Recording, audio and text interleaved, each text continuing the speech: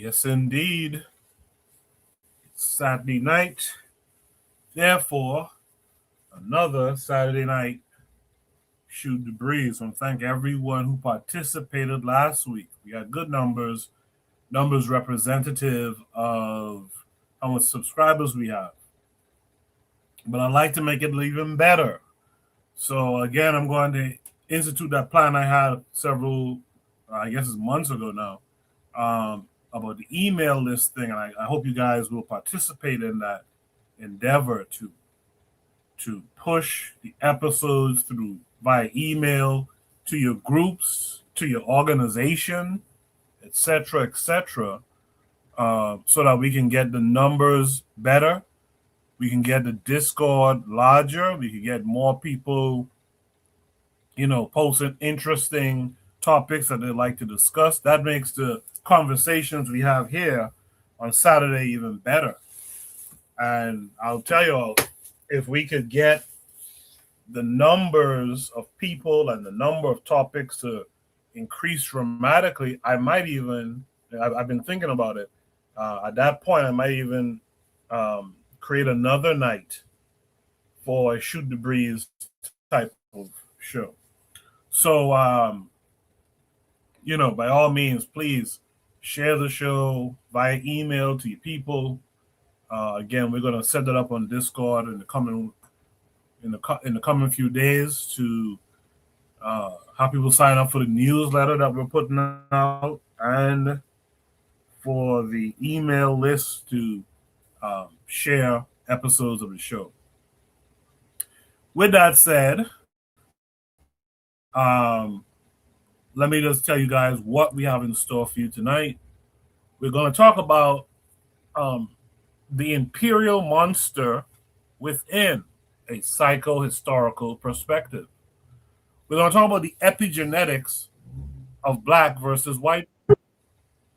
We're going to discuss why does it matter who makes more money. We're going to discuss a lesson on the Strait of Hormuz. You guys have heard about this Strait of Hormuz recently with this war or these attacks on Iran. And lastly, we're going to discuss, are you more of a stabber or a dancer? Very interesting topic. We'll discuss all those tonight. What I'm going to do now is start the show officially, and on the other side, I will introduce any and all of the panelists tonight. So do stay tuned. In the meantime, hit the like button, share the show to your social media, invite a friend or two to check out the stream, and I'll see you right after the intro.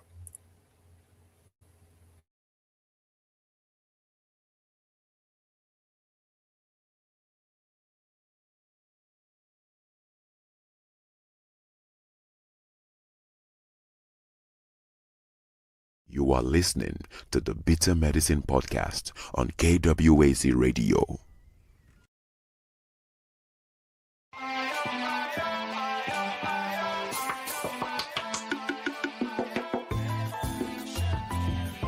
Welcome to the Bitter Medicine Podcast, where it's all about black empowerment. Our show focuses on black news and entertainment, arts, science, economics, history, people, and strategies that uplift, empower, and motivate Africans within the diaspora. And now your host, whose favorite color is black, Goku.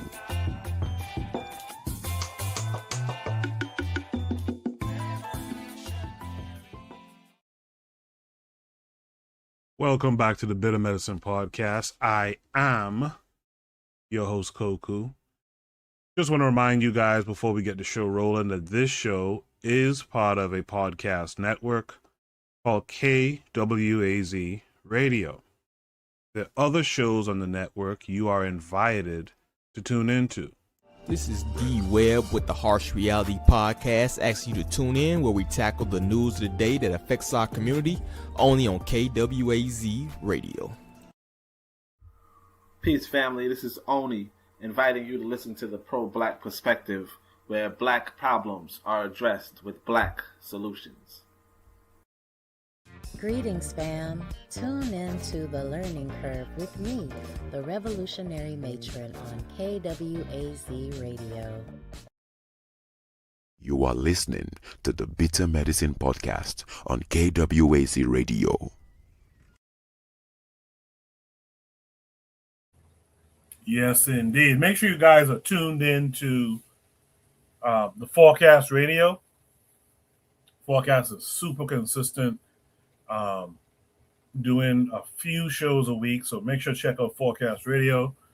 Check out Consider Cheek, Realm in the Bush, who's often on with Forecast at least once a week. And also check out Forecast's book. I was supposed to screenshot that. My bad. But check out Forecast's book. It's in hardcover now. At first it was in Kindle. I'm gonna screenshot that and have that on the post page community tab. But do support Forecast with his efforts with its first book. Also, check out Brother Bakari BBN Network. And I think, and last but not least, check out Kofi, the Black Critic. With that said, man, let's get right into our hosts. Our panelists tonight.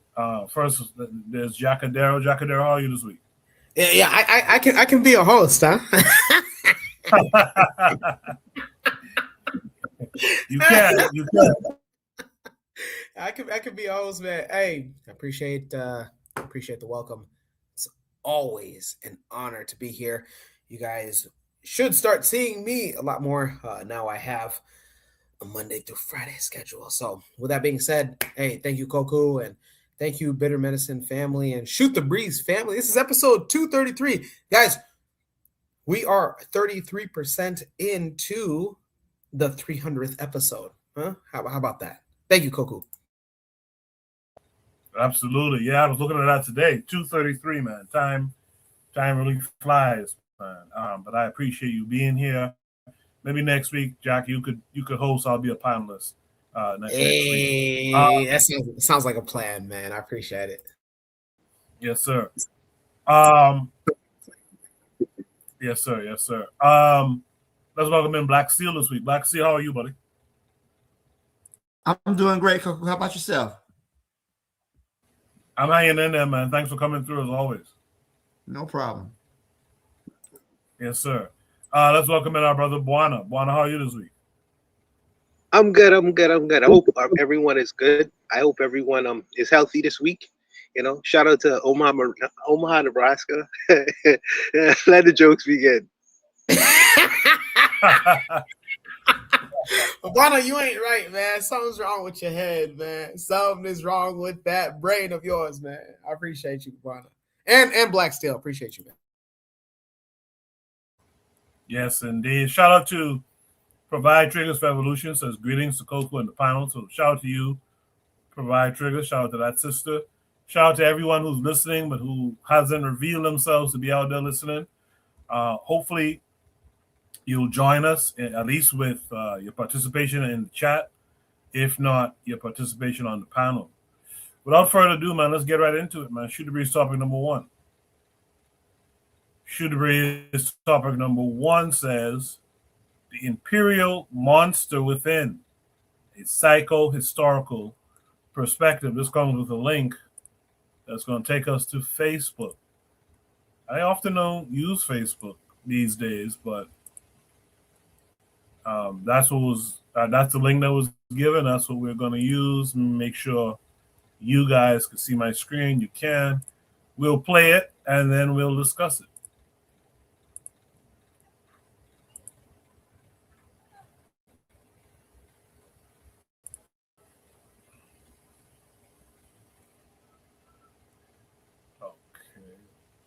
What's happening here? How come there's no sound? Uniform, another history. There's a reason I believe that Americans keep looking for foreign monsters.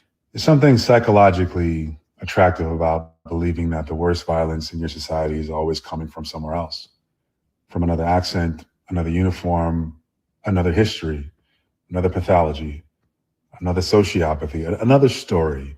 It preserves a myth we are deeply invested in. that America's brutality was incidental, not intentional. That brutality is a tragic detour from an otherwise noble story. It allows us to believe that guilty must have arrived from somewhere else and sitting right here, carefully, deliberately, and dare I say profitably. Outsourcing the monster protects the alluring myth of innocence. See, then the problem isn't us. It's ideology imported from Europe. It's a glitch inserted into our system, a warning sign that we can correct without self-indictment, right? Something that we can fix without looking too closely at our own system. But externalizing the monster allows a nation to avoid grieving the fact that it never healed its own. You don't heal things that you don't name. You just learn to live with it. If you look at embryonic America, and I call it embryonic America because it was an embryo, it wasn't born yet, it was an idea. But a lot of people came from Europe. They came to this land to seek freedom from oppression. And then many others from Europe came to this land to seek the freedom to oppress.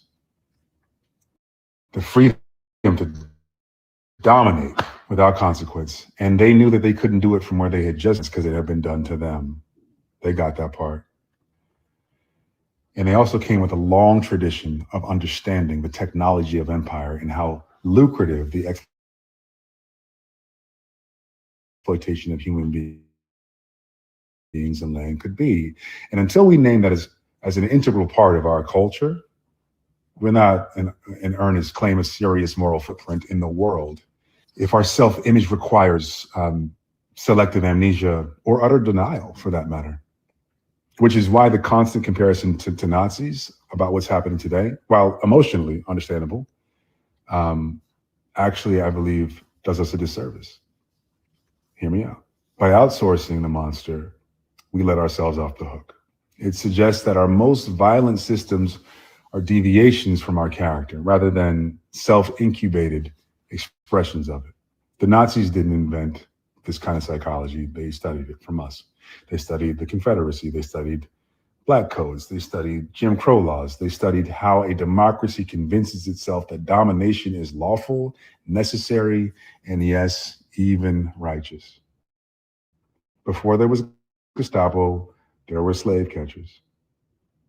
Before a state criminal existence abroad, it was perfected as a mechanism right here. My ancestors knew it. They knew what it meant for paperwork to outweigh personhood. They knew what it meant for legality to become morality. They knew what it meant when neighbors were incentivized to participate in their capture, when the law turned society itself into an enforcement arm. My ancestors, who dared to engage in the inalienable rights of liberty and freedom and step foot off of the forced labor concentration camps in which they were held, were called contraband. Contraband, which means smuggled goods, misplaced cargo, property that had wandered from where it belonged. And that word didn't come from Langston Hughes or Ta-Nehisi Coates. It wasn't some piece of prose that was a literary device by Baldwin to drive home a certain point, even though it does. It came from the law. That simply existing outside of the predetermined placement in which it put you, without permission, without papers, could turn a life into a crime. Every free breath my ancestors took was a misdemeanor. Every footstep, a felony. That began in 1793. The United States passed the first Fugitive Slave Act in that year. Before the country had even fully decided what it was, it had decided who it would not protect. The law said if an enslaved person fled, they could be hunted anywhere. Anywhere. No warrant, no real defense. Any private citizen could participate and accost that person and then turn them in for financial gain. You didn't need a badge. You didn't need proof. You didn't need to be right. You didn't need training. You just needed to believe that the law was on your side. And then in 1850, the country refined that idea. And they said that even helping an enslaved person became a federal crime. Judges received kickbacks. The accused were re-enslaved. or enslaved if they had never been slaves at all. The accused couldn't testify on their own behalf. It was crazy. Ordinary people were deputized or compelled to assist in the capture or face punishment themselves. That's right. You got jail time if you didn't help capture somebody who somebody else thought was a slave. The law didn't just criminalize physical and psychological sovereignty. It criminalized existence. And here's the part that we don't sit with enough, I think. When a society absorbs that kind of law, when it normalizes it, incorporates it, its institutions and financial ecosystems and policies around it, it doesn't experience that violence as violation anymore. It experiences it as order, as background, as natural as sunlight or the trees, just how things work. So generations pass and the language softens, the uniforms change, the targets expand to encompass the otherization of the times. And suddenly, when the same logic resurfaces, we don't even recognize it as our own signature or even as familiar. We say that feels like something else, right? By denying our own lineage, we have to say that feels foreign. But what we're doing is we're unintentionally belittling the violence that created our country's internal enforcement logic in the first place. We treat slave catching as a primitive prelude rather than the architectural foundation that it is, intended to keep order. But because the monster is foreign, then the violation isn't ours. And externalizing the monster also spares us something, well, I should say deprives us of something hard and needed, which is collective grief, collective truth, collective reconciliation, collective repair. Because you don't repair what you refuse to acknowledge is broken. So when Americans say, this isn't who we are, oh, this is not who we are, what they're often meaning is this contradicts the version of ourselves that we prefer. The myth of innocence is powerful. It's comforting. It allows brutality to feel like an exception. But innocence preserved by denial and blackness, which means that we are carrying the epigenetic imprint of surviving fascism. We don't have that luxury. We were the prototype. We lived inside the first drafts of these systems. We learned their grammar early, how law disguises itself as order, how dominance learns to speak softly, how violence survives becoming normal, which means that within the exotification of dehumanization, there's something really important being missed in this moment. There's a real power in listening to the people who have already survived what is now being scaled to the general public, because we are too familiar with how it feels when the law decides that your existence is the crime. At some point, we as a nation have to stop outsourcing the monster and look in the mirror, because it deprives us of something else as well. How to fix it. Because if the monster isn't foreign, then neither is the resistance. Choose love. There's a reason I believe that Americans keep.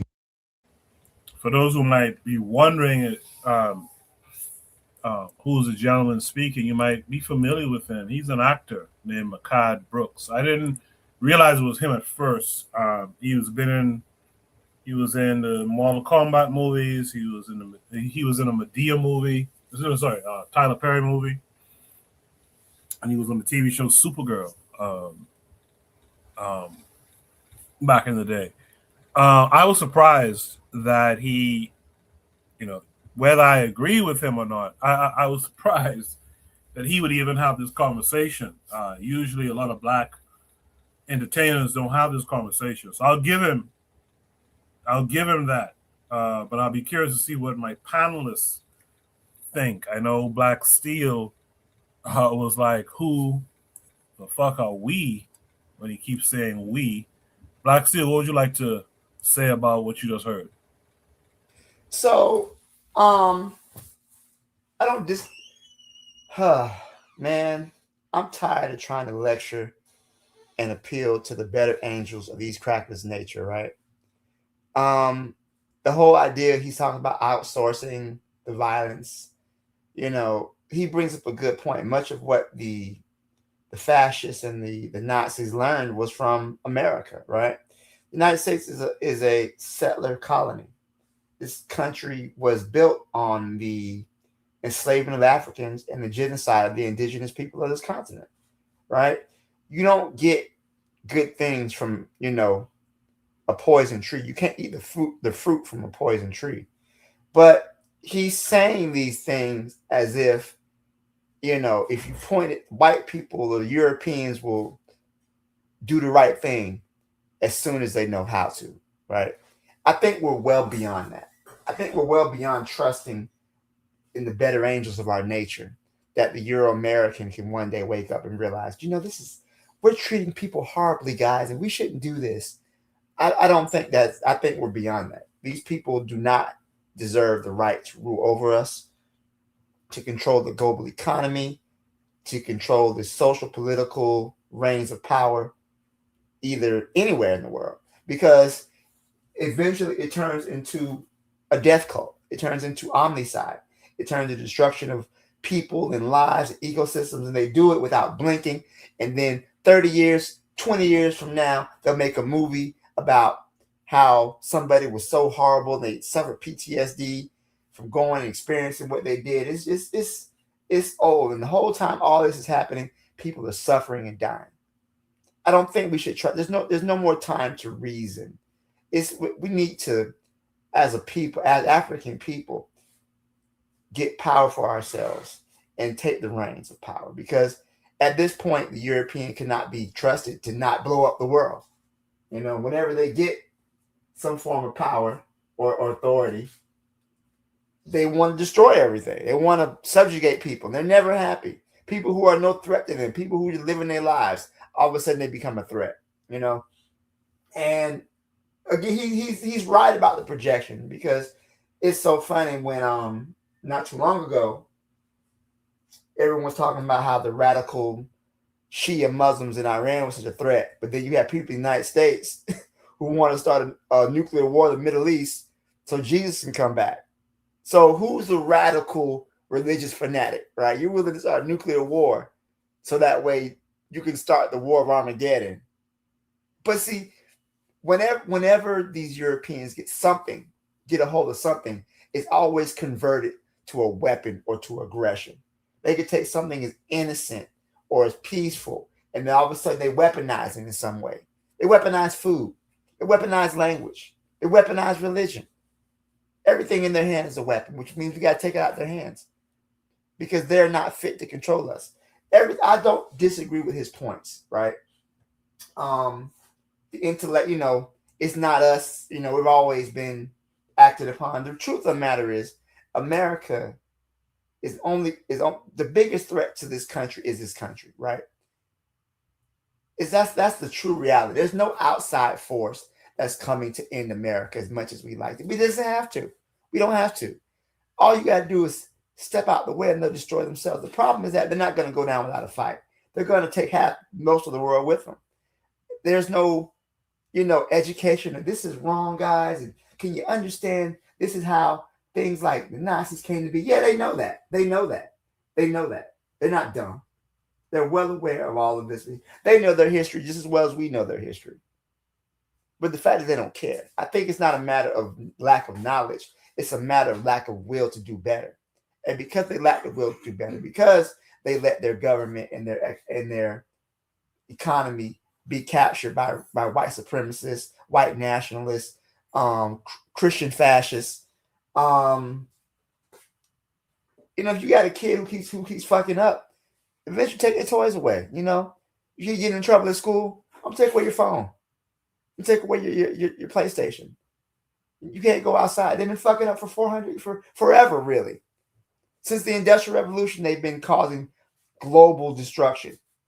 These people cannot be kept in control because if you do, look at the damage they've done. So I don't disagree with his point, but I think that, you know, at the end of the day, he's really screaming into the void because it's not going to change their perspective and educate them. Maybe a few liberal whites, but for the masses, nah, we're cooked. They're cooked. I should say we, because I don't include myself. I was born in the United States, yes, but they'll quickly remind you who's a quote unquote real American and who's not a real American.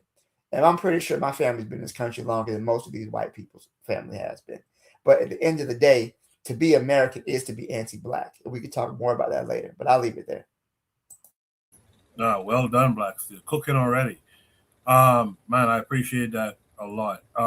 With that said, let's go to Jacadero. Jacadero, what's it? I'm pissed because I had to follow Black Steel. Black Steel. I don't think that I will ever forgive you for having me go after you. Oh wow, it's like that. Because I'm pissed. I have to follow that. This guy was boring. Hey, if he's listening, Mr. Mustache, huh?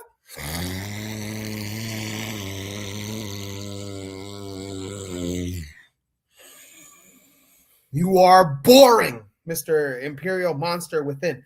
This guy was boring. To be honest, I listened to the entire thing. It's like reading a chapter of a book. You read every page and you have no idea what you read. That's what this guy represented. And his, it looks like it was on TikTok. Why America seeks foreign masters. I don't know why we're still having this conversation. My guy, come on, man. We have African giants. The Sahel countries should let you know. Come on. So what I got from Backsteel, because I didn't get it from him. Yeah, provide triggers. You're absolutely right. I can't follow Black Steel. Black Steel is an intellectual. I am far from that, man. I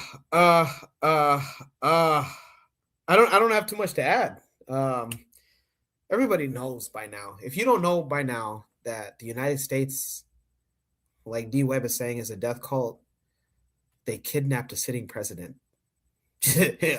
guys, again, understand. A sitting president of a foreign nation was kidnapped, human trafficked, him and his wife. To this day, they're still in New York City.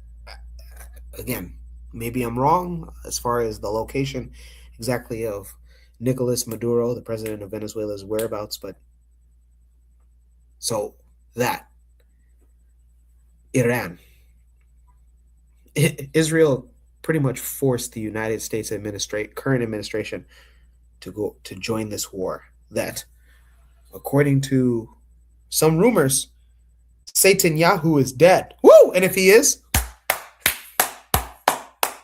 I fucking love it. Woo! I usually don't celebrate death, but this one, yes, yes, woo, yes, woo, yes. And you're probably asking, Jacadero, why are you celebrating Bibi Yahu's potential death? Because it's because of you. It's because of you, Israel. It's because of you, Israel, that gas prices are high. Now you're probably wondering, okay, Jacadero, what does this have to do with you, right? In the African diaspora. Well, the African diaspora here in Omaha, Nebraska, where I'm located at, if we pay higher gas prices, that means that certain monies cannot go to what they go to. Again, I represent the Empowerment Network, which is the parent of 360 program that puts Black American and Black immigrant children towards mentors, tutors, and everything outside and in between. And we spend our own monies towards gas to get those students, right? And so if the gas, right? I think the last time I checked, it was $120 a barrel. Just to give you guys, for those that don't know, for every if I do the math, I think it's about $10, right? For every $10, it's like 25 to 25 cents. So every $10 a barrel, it's about 20 to 25 cents per gallon of gas in the United States. So that means that, hey, if it gets to $140 per barrel because Iran has closed the Strait of Hormuz, which they have every valid reason to do, that means that gas might be $5 to $6. Satan Yahoo, if you are dead, sucks to suck. Sucks to suck. Say hi to Ronald Reagan for me. So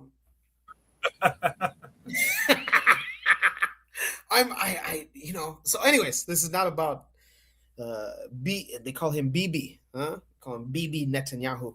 It's not about him. This is about this guy that was boring. Oh my God. If you're gonna be long-winded, at least be somewhat interesting. You were long-winded and you were boring.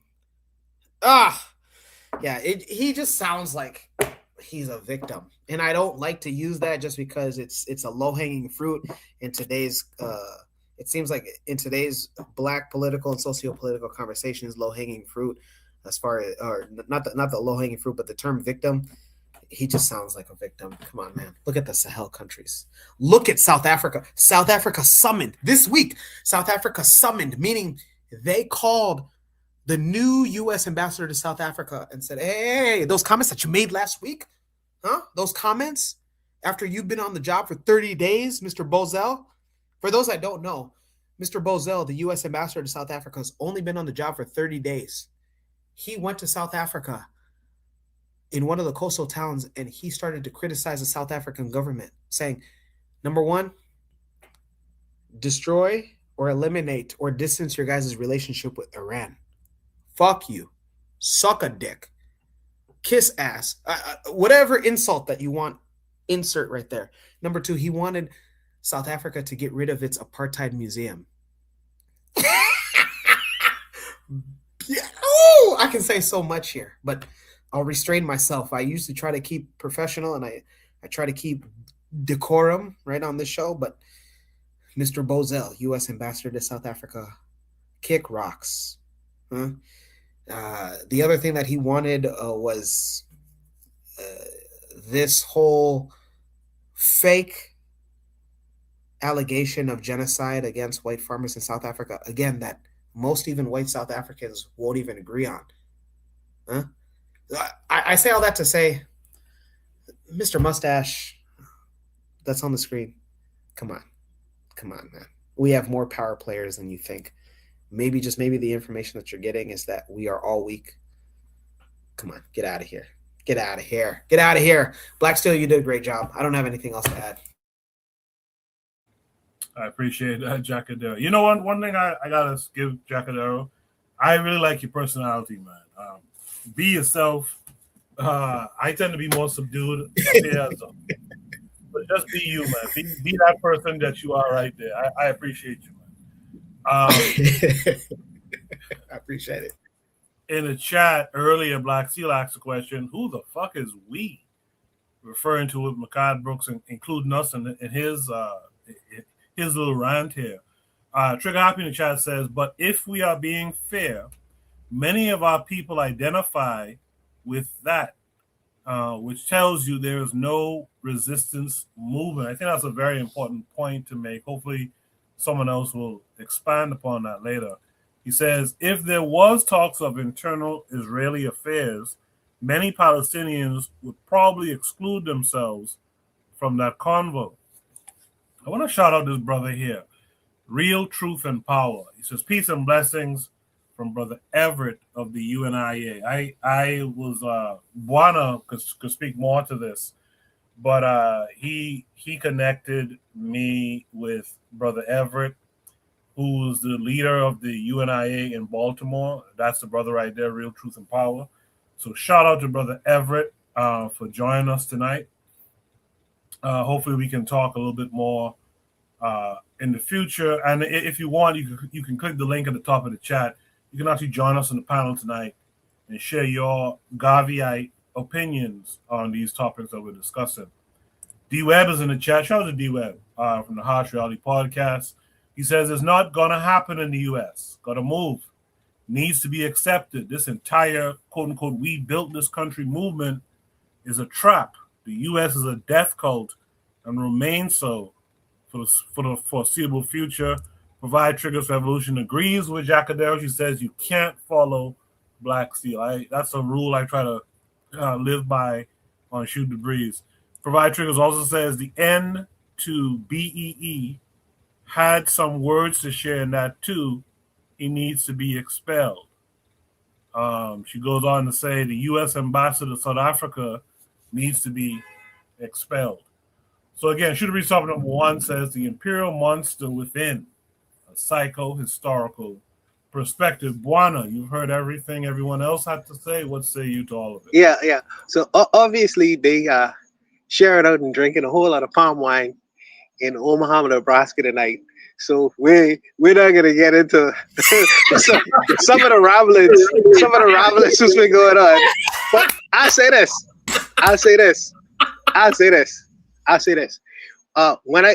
Jacadero is our younger brother, and I do appreciate his personality as well. I really do.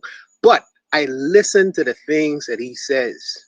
I listened to he made 2 points tonight, and I listened to very carefully. He said he was boring. And when you are communicating, especially to a younger audience, you must have the ability to convey words where you can connect with anyone. So sometimes you, I know some of the brothers are more cerebral and more intellectual, but sometimes when you are talking to the masses of people, you must simplify. You know, it's easy to simplify and still make a connection and still get your point across. And I think that sometimes people want to be so cerebral where they go past the listener in terms of messaging. So just use simple language and simple words. You know, you don't have to pretty up the language sometimes. That's one point that he made. The next point that he made is Jacadero says, the hell with this victim stuff. Look at the people in the AES. So as a younger person, as a younger brother, they are moving from a position of strength. They don't want to hear. he's my good fan now, but they don't want to hear. They don't want to hear that woe is me stuff. Now, I would only answer that and say that you must not throw the baby out with the bathwater. Okay, you must not forget your history. History is history, even though our history did not start in victimization. You must not forget that particular situation because these things are all connected. But you must not stay there either. So Jacadero, I'm speaking about resolving issues, resolving problems, speaking and standing from a position of strength, you know, because unfortunately we live in a different kind of world right now. So the younger people do not want to hear that messaging anymore. They don't want to hear that messaging anymore. So you must give them more food for thought in terms of moving and navigating through the world. And you're not going to reach the people you're trying to reach with that kind of messaging. So this is the reason why I listen to the younger brothers and their responses to some of the dialogues going on. And I know this guy, he used to be on one of my favorite shows, Law and Order. So he was trying to use law and order to basically describe historical situations that was happening in the United States. And I get that. But in terms of messaging, you know, if I don't know who his audience is, but sometimes when you simplify, you tend to reach more people. Just simplify the language, you're gonna reach more people. And the brothers like Jacadero ain't gonna press the snooze button on you, you know. So you have to be careful of that. But I can't really add to what the brother said. The brother, for me, he was clear. You know, it wasn't a difficult listen for me. And he was talking about the historical situation going on in the United States. I think Black Steel made commentary as to how he looked on it, being a Black American man. So, you know, for me, it's clear. I can't really add to this. I can't really add to this. So I'll leave it for this particular prompt. Juan, you want to shout out Brother Everett in the chat? Yeah, I know, brother Everett. If you do, I know that you. My thing was to formally introduce you to the Better Medicine podcast to make some great connections. You're a very intelligent man on this panel, and they will give you an audience. And if you want to, maybe next week or whenever, I just really wanted to give you a formal introduction. Um, but I'm sure that you're gonna get with Koku and you're gonna work something out. But shout out to you, brother. Thank you for coming on, and you're welcome to click. You're welcome not to, and to just listen. But welcome to the Bitter Medicine podcast. I'll leave it. Yes, indeed.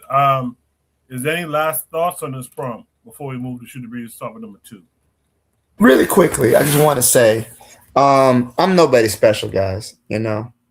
I put my pants on one leg at a time like everybody else. I read a lot, but I grew up in a time we didn't have computers or laptops or phones. But I don't want anybody to ever feel like, oh, you can't come behind me, because everybody definitely adds value to the conversation.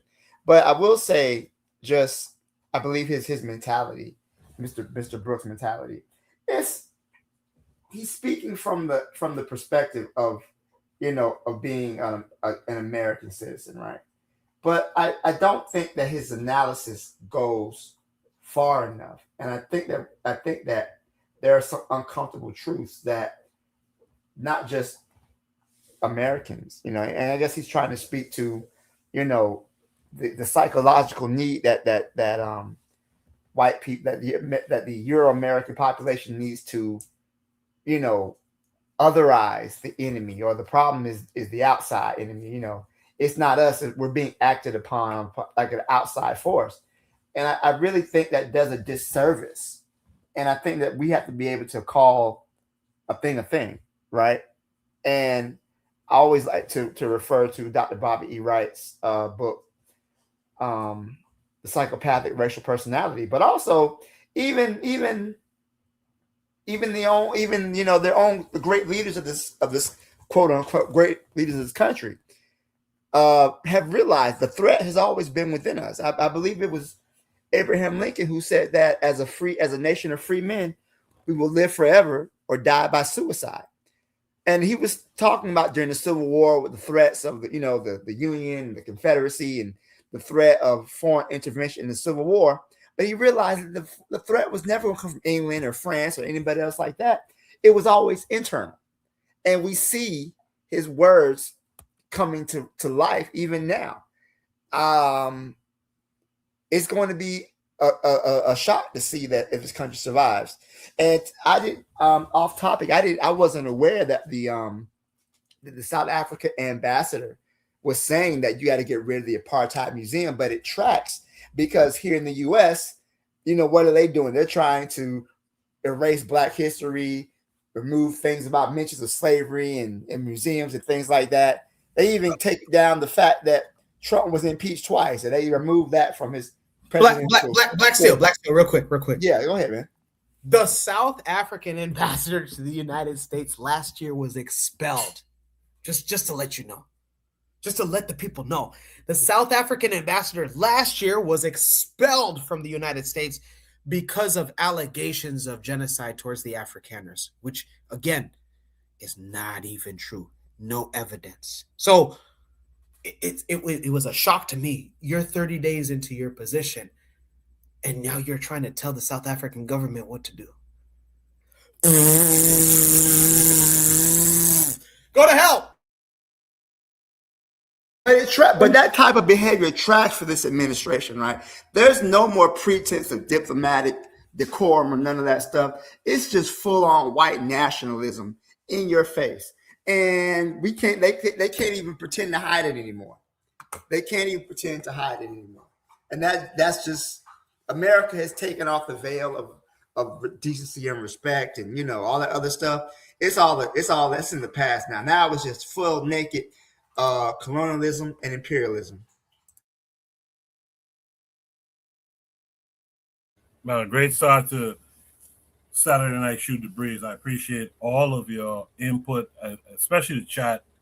Hopefully, we'll continue this with the rest of throughout the rest of the night. I just want to quickly say that There was two things. I forgot the other one, but one thing I remember is they recently showed footage of books, Black history books, being burnt in Florida. That tells you how far these people are going now. They're burning books in Florida. Last week we talked about with Brother Bakari that in Florida, what was it again? They're not allowed to say.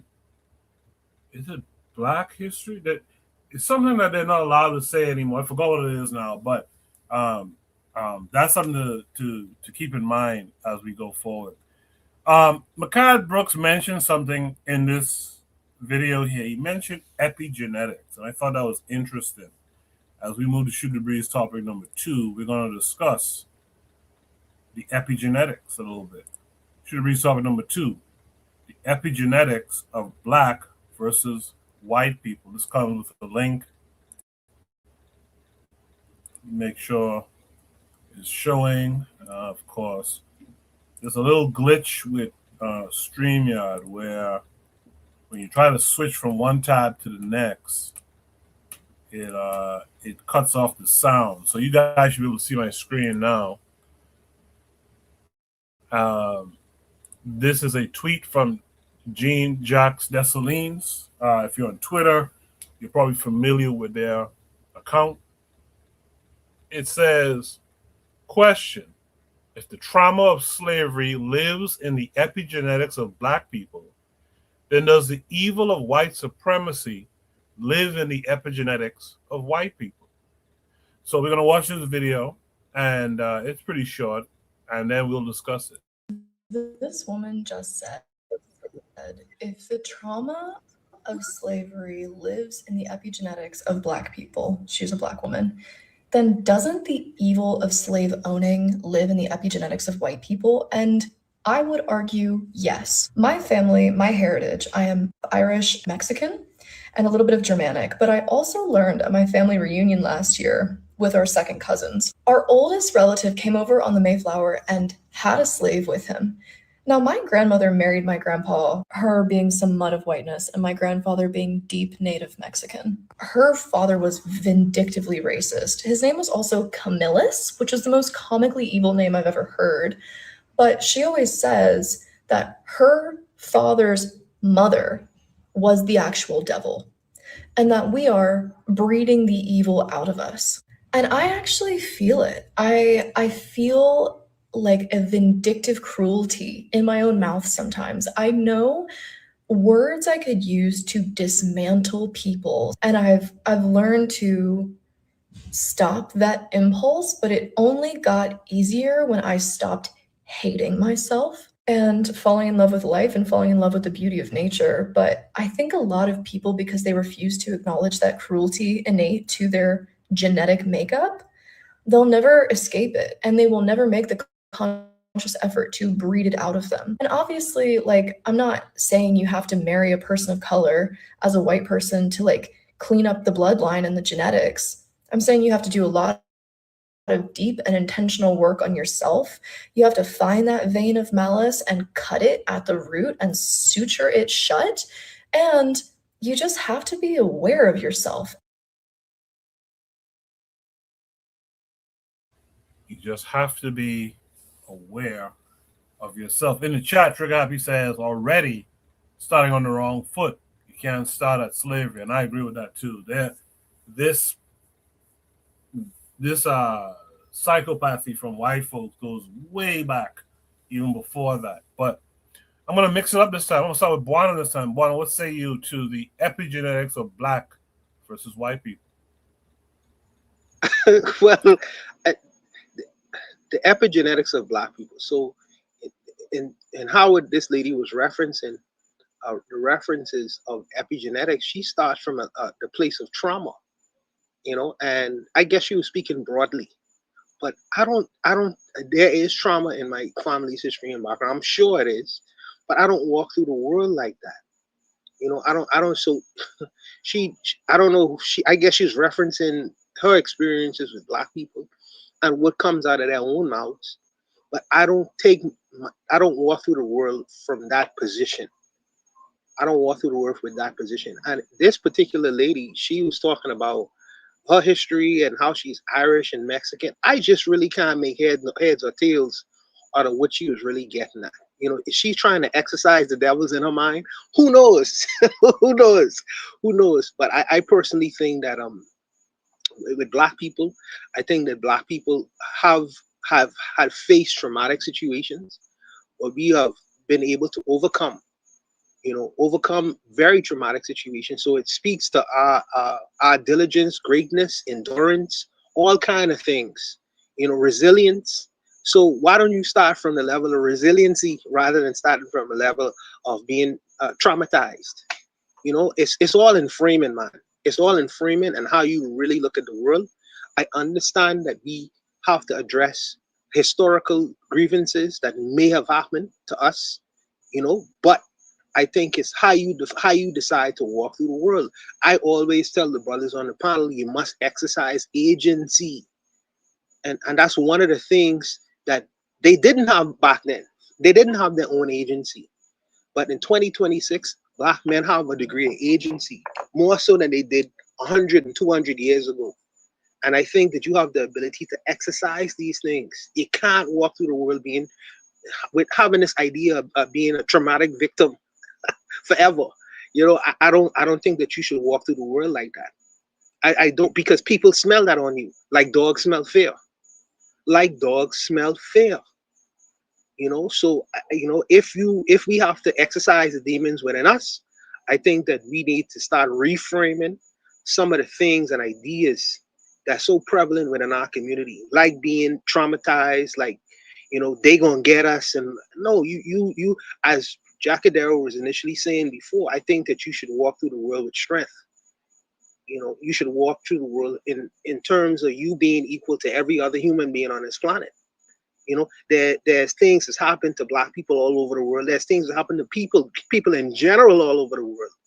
But it's just how you decide to exercise your own agency. You have to start from that position. You got to.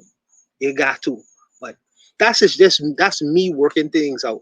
And I don't want to attempt to speak for other Black people. I really don't. So I'll leave it there, Coco. No, but Juan, before you go, with what has happened to us, right, as Black folks, and it's not about being a perpetual victim. In fact, I think it's really about reversing the victimhood. We've never really had a moment to say, how you doing? You doing okay? When the edict came that slavery was abolished, we were just told, okay, well, go and fend for yourself now. Go and, go off this plantation now. And if you remember in your readings, some of our ancestors held tightly to the porch of the plantation house. They didn't want to leave because they didn't know what was out there, and they had to, they were forced to kind of deal with it. But we've never had repair or restoration. I agree. Coco, I agree. I think that let me speak to this country. I think that we should, in the Caribbean, we should have gone through a process of decolonization. There should have been institutional decolonization. Unfortunately, the leaders here rather decided to go the way of integration. They wanted to forget in terms of here's historical traumatic experiences and events that took place prior to us becoming a quote unquote independent. So they decide not to deal with it. So we have a bunch of people here, unfortunately, with what I call Black amnesia, Black amnesia victims.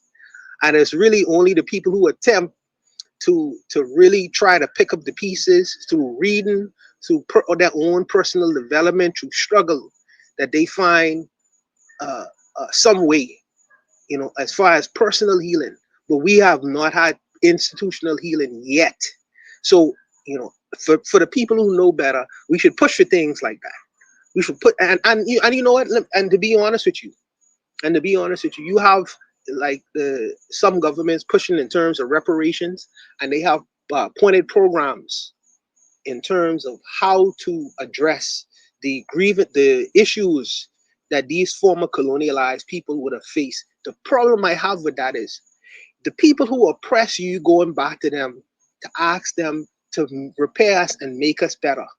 That's like me telling, that's like me going to a criminal and telling the criminal to repair me from the things you took away from me. How do you repair someone who is raped? How do you repair someone who is unalive? Their children is unalive for generations and generations. How do you repair someone who is denied their own humanity? And you go to the person who is inhumane and say, "Give me back my humanity." That's ridiculous. You don't know what you're talking about. Yeah. You go into an inhumane person and telling them to give us back our humanity, give us back our culture. He don't know what African culture is. In fact, he'll tell you you would be better not knowing what African culture was, because African culture was devilishment. Thank God for slavery, because we took you away from that devil business which you was doing over there. So these are things that I feel like the black man should take it upon himself to do. We must engage in terms of giving our own, re-educating our own selves and reprogramming the mind of our own selves and our own people. And I feel the best way to do that is through institutions. And unfortunately or unfortunately, the only places we have right now in terms of institutions is the churches. Now we're working on that. We're working to change that paradigm. But for right now, I mean, unless you're doing it on your own, and I know you are completely against rugged individualism, you must seek these things out for yourself.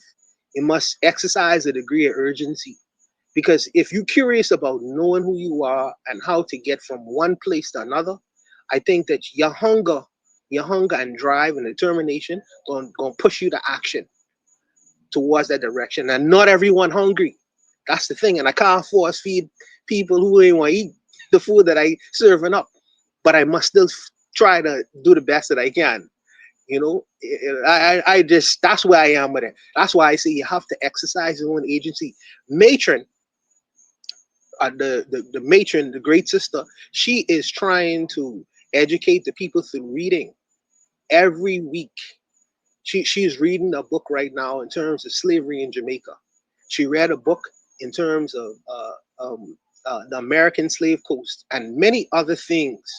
And these things are intellectual food, spiritual food. These things are giving you points of contact for so many different references. And look at her audience. It's little to none. If the people ain't hungry for it, I can't force feed people to eat. But at least the presence is there. The idea is to do the work itself. Now, who want to listen? They can hear what you have to say. But the others gonna pay a deaf ear to it and then say, "Woe is me," and we ain't had nothing because these white people ain't give us nothing and they ain't educate us properly. Come on, man. You have a smartphone in your hand, but unfortunately, we don't have enough smart people to know how to use a smartphone. You could touch the world. You could learn a million things on the phone in your hand, but it's what you do with it. And if you decide to take this phone and put it in the pig pen, that's where it could be. You can't blame other people for, well, let me don't get into that. But that's where I am with it, Kuku. I'll leave it there. Well, I'm not trying to single you out or anything, but before I move on to the other panelists. Single me out. That's okay. Single me out. Provide Trigger says, from a mental health perspective, we do need to have formal structural mechanisms via institutions to undertake decoloniality processes. Not that it's our business per se, because this is where I interject my belief. Not that it's our business per se, but should these white folks go through a process of a mental, from a mental health perspective, to figure out the problems that they have with their superiority complex? What's your opinion? Why should they? Their world works for them. That world works for them. Them telling you, if you watch Rambo could go into a whole country and unalive all the citizens, yeah, and then come out as the dominant character. Who don't want to be told that they're the greatest in the world? That feels so good. Tarzan could go to Africa and speak to all animals and all the natives. They have been living there for 100 and 400 and 500 years, but they can't speak to the elephants and the monkeys. But Tarzan could do it. You know, they are signaling and conditioning the mind of the regular person. So the black man still trying to raffle with this idea of equality and want to be looked at as same as same. That their institution does not work that way. And Trump is showing everybody, the world, that right now. This is how we want the world to be run. And if you want to take what we have, you gotta fight for it in many different kinds of ways. You gotta be willing to fight for it. If he sees himself as that, would it be beneficial to you to not see yourself as that as well? I mean, at least it'll put you on an equal plane and footing. But if you decide to see yourself as a second in command, you know, as the butler, he's not going to disabuse you of that idea. As a matter of fact, he's going to push that. You know, so it's what you tell yourself at the end of the day. I'm not trying to, listen, man, I'm not trying to fix the white person's personality and persona, because that world benefits him greatly. But it's what the people around him tells themselves. You know, if you take on the position as Tonto to his Long Ranger, you will always be second class and coming in second place. Always. You'll always be following his lead. But if you decide to say, well, listen, I could lead into some of this world too. Some of this world belong to me as well. You got to tell yourself that. Because he is not going to stop telling himself, I am the greatest. And Muhammad Ali used to call himself the greatest forever, even though he used to get beat up.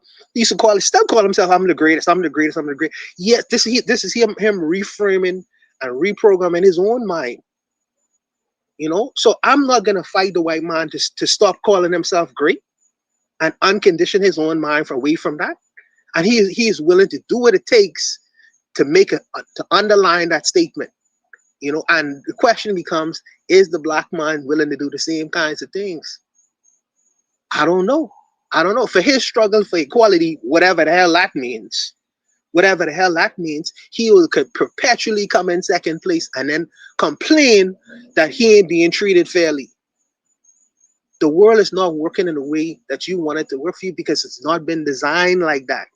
Y'all continue to try to exercise the white man from his demons of superiority and see what you get for that. Agency, exercise a degree of your own agency is where I stand on this position, Cope. No, I appreciate that, boy. I don't even disagree. Like I said, I don't think it's me personally. I don't think it's my business whether they seek help.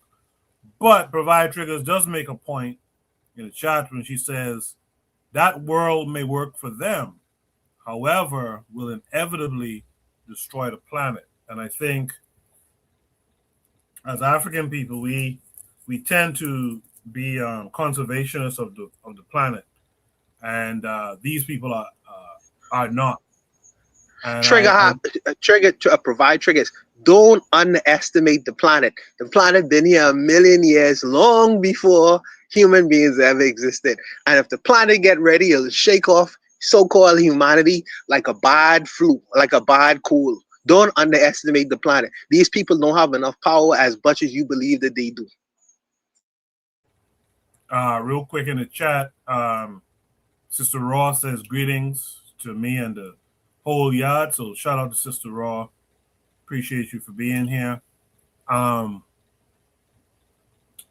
Trigger Happy in the chat says, if you don't want your offspring to be self-hating, you do everything you can to avoid someone who is self-hating. It goes on to say, white people ain't did no deep cleaning of their psychopathy since they have turned white. That's why it's deeper than slavery. I appreciate your comments in the chat. Please keep them coming.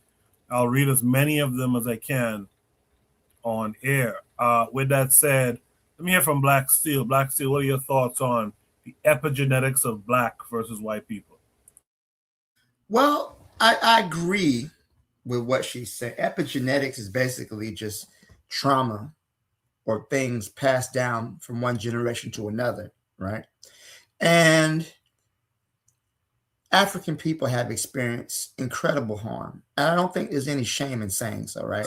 I always dislike when people talk about a victim mentality because being a victim isn't the problem, right?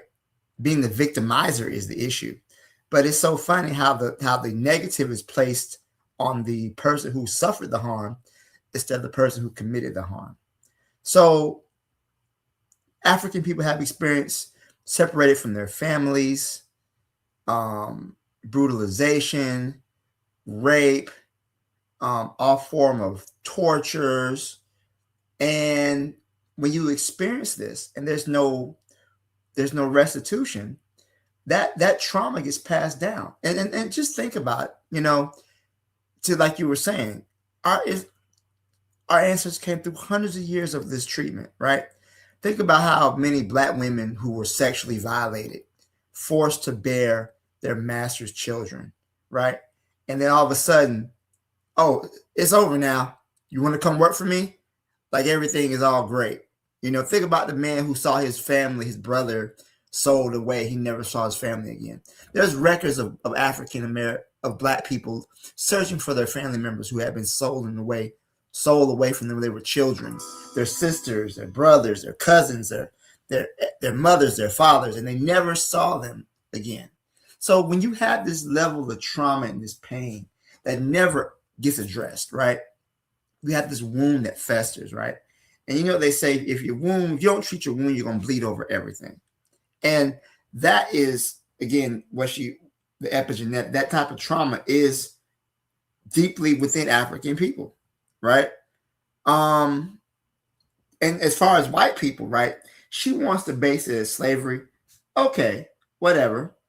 You could go all the way back to the Roman time before the European ever met an African, it was brutalizing each other, right?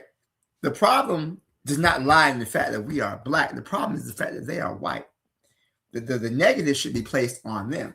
They was out here burning women alive for being witches. They was conducting all sort of type of torture devices to use against other Europeans who might have been Catholic or Protestant or anything else like that. They didn't need Black people to be savages, right? So exactly to the point that Trigger Happy was saying, it goes before slavery, right? They have to exercise this demon that made them, monsters and savages and brutes, going to every continent and committing genocide and wiping out, almost half of the terrestrial mammals on Earth. This is something that they got to deal with within themselves, right? And they've never really felt they were the problem, right? Whenever they talk about the godless savages, right? They're bringing civilization to the world. It's so funny. We recently in my class we had to do we did our unit on imperialism, and one of the vocab words was the white man's burden, right?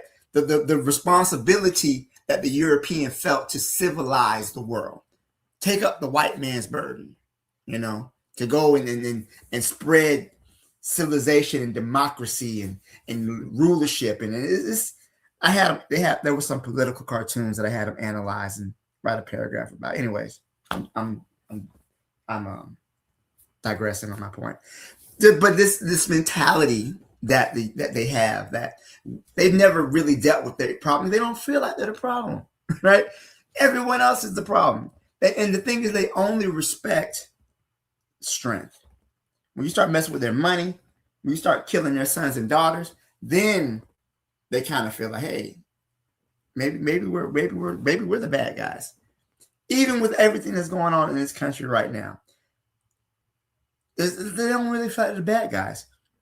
And I would say this too. This is not working for white people. This world does not work for the majority of the European population, right? If you look at it from an economic standpoint, from a social standpoint, it's not really working for the average day-to-day white person.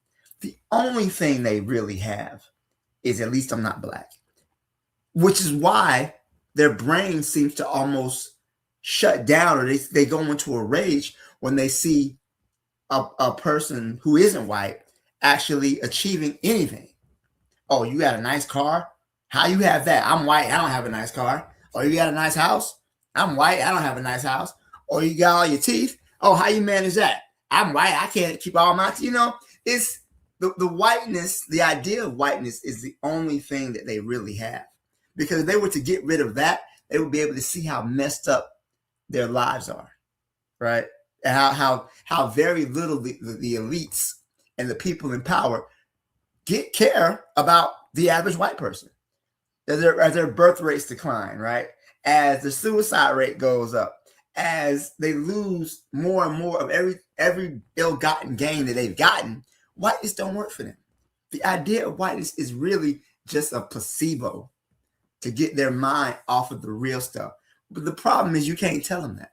You can't reason with these people. Only thing you can do is fight them. So I'll leave it there. Thank you. Well stated there, Black Steel. Let's welcome in I Can Fire this week. I Can Fire, how are you? Yo, what go on, my people? Respect to the host, Yes, sir. and hopefully there is no arrogant people on the channel where my speech will maybe irritate them in any way, so they would. See me? Woo! Let's go. Yeah, Absolutely, man. Stand on 'cause- business, big dog. yeah. There's a lot of short temper people who, when we speak about what is necessary to be spoken about, they get angry because it's the core. Anyway, about this when it comes to Guana, right? I don't know if he's learning anything from me, but I agree with everything he's saying. You feel me? I like to talk solutions. You feel me?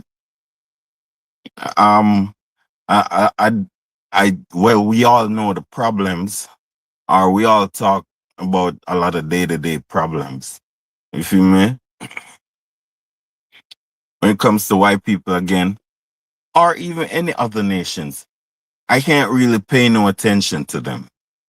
Of course, and then we're not in the we as black people, we're actually not in the condition to be thinking about other races, because India has been semi-colonized, China has been semi-colonized. They have never been fully colonized. None of them have been in our real condition, the real condition of the African. You feel me? So we're actually exceptional in this world. And we actually have to prove ourselves to ourselves how exceptional we are in terms of positive. White people gave us the blueprint to escape. You feel me? And it's calling yourself black. That is one of the main escape in terms of our solution when it comes to especially Africa. You feel me? The word Africa is distorting Africans. You feel me? It's distorting them. Personally, I think that Africa should be named in a color in terms of what the color of the people. That's how somehow find violet or something. We have to find a way to describe Africa in color, because this is how Africa is. The word Africa is distorting Africans, right? Their tribes already have distorted them, because most of their tribes, the names have nothing to do with their color. You feel me? And a- a- and when it comes to the name Africa, some random colorless individual can call themselves African. You feel me? So it's distorting everything. Now you have now you have North Africa, right?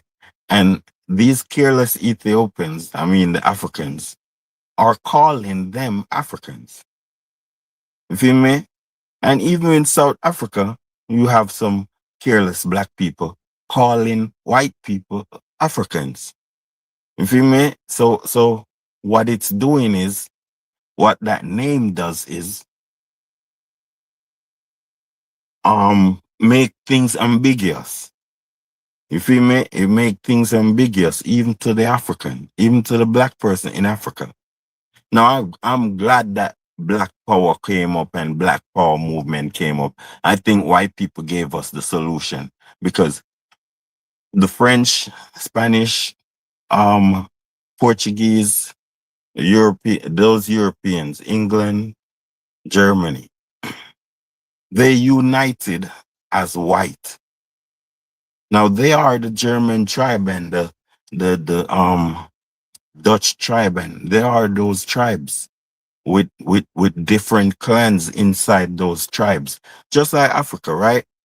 But what they did is unify under white, and that burst their economy because of unification towards white people, and made us even more in their mind inferior because of how powerful they were getting, including military power.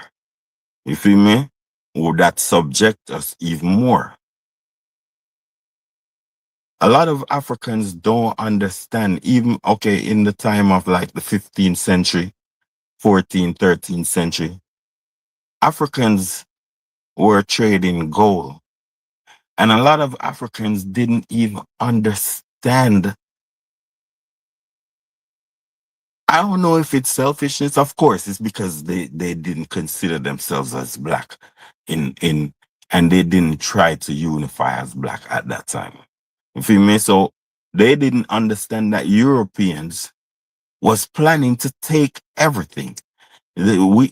Of course, some of us was protecting the gold, and they knew that Europeans would steal it and everything, but they didn't even understand the magnitude of what was going on, where these savages was gonna come and take everything from you, all of you. You feel me? So we don't understand the savageness of Europeans. The Christianity and the wit. A lot of us still, we you hear a lot of people talking all type of mess to white people and all that. It's best we close our mouth. Don't talk mess to white people. Chill. It's not that you're a coward, but respect your enemies. Don't make your enemy. Don't act like your enemies are idiots. The people that you are a POW, you're not supposed to be acting like they are idiots and speak to them like you think they are idiots.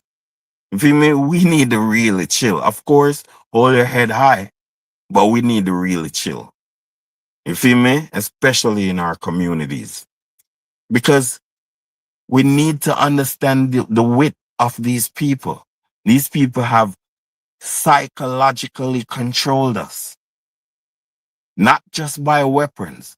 They have controlled us psychologically. That's why our burden is so heavy as Pan-Africanism, Pan-Africanist, and as the movement Pan-Africanism. You feel me? The burden is heavy because of the mental barrier on our people. So these people, imagine somebody controlling millions of people's minds. You feel me? I mean, like, look how we trying to, as Pan-Africanists, we trying to, how long we're trying to reach our people. And it's all desolation because the glitter and the glamour and the propaganda is so sweet. all of that from the white people is so sweet and attractive. You understand? Because they will even feed you. You feel me? So that's the trick of these people, and we need to understand these things, and that's what Africans don't understand. And that's why they get taken over, because these people will smile with you and kill you. And now we So have been a moral. Yes, so sir. I can. I feel everything. I feel everything that you're saying, but I want you to speak quickly to the idea of what the prompt is asking. If if it's the case that black folks have carried on and passed down the trauma of being victimized by white supremacy, do white folks need to find some help in terms of their being the victimizer and passing that down through the generations? What say you to that? Well, me personally, I know what can heal white people. You feel me? Um, white people are and are engulfed with greed. They are overburdened by greed. You feel me? And and and through greed, okay, one time white people used to have their money reserved for their children and all that. These things are cutting down. Reason is because white people think that, okay, having less children would mean they keep their money longer and have less to share, less people to share with. You feel me? So what they did is try to cut their population, not share the money.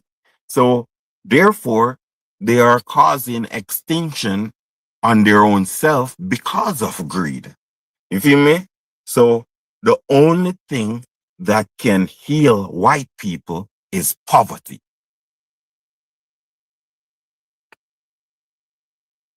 And it would also rejuvenate their population.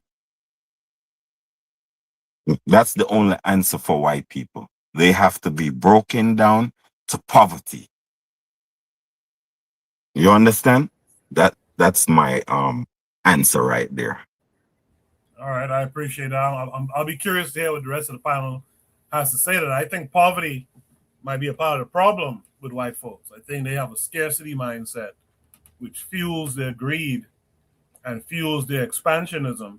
But we'll see what the chat says and what the rest of the panelists will say. Let me go to Jacadero. You've heard everything everyone else. One more second, Quaco. To you, I want to say this to you. Yes, Coco. If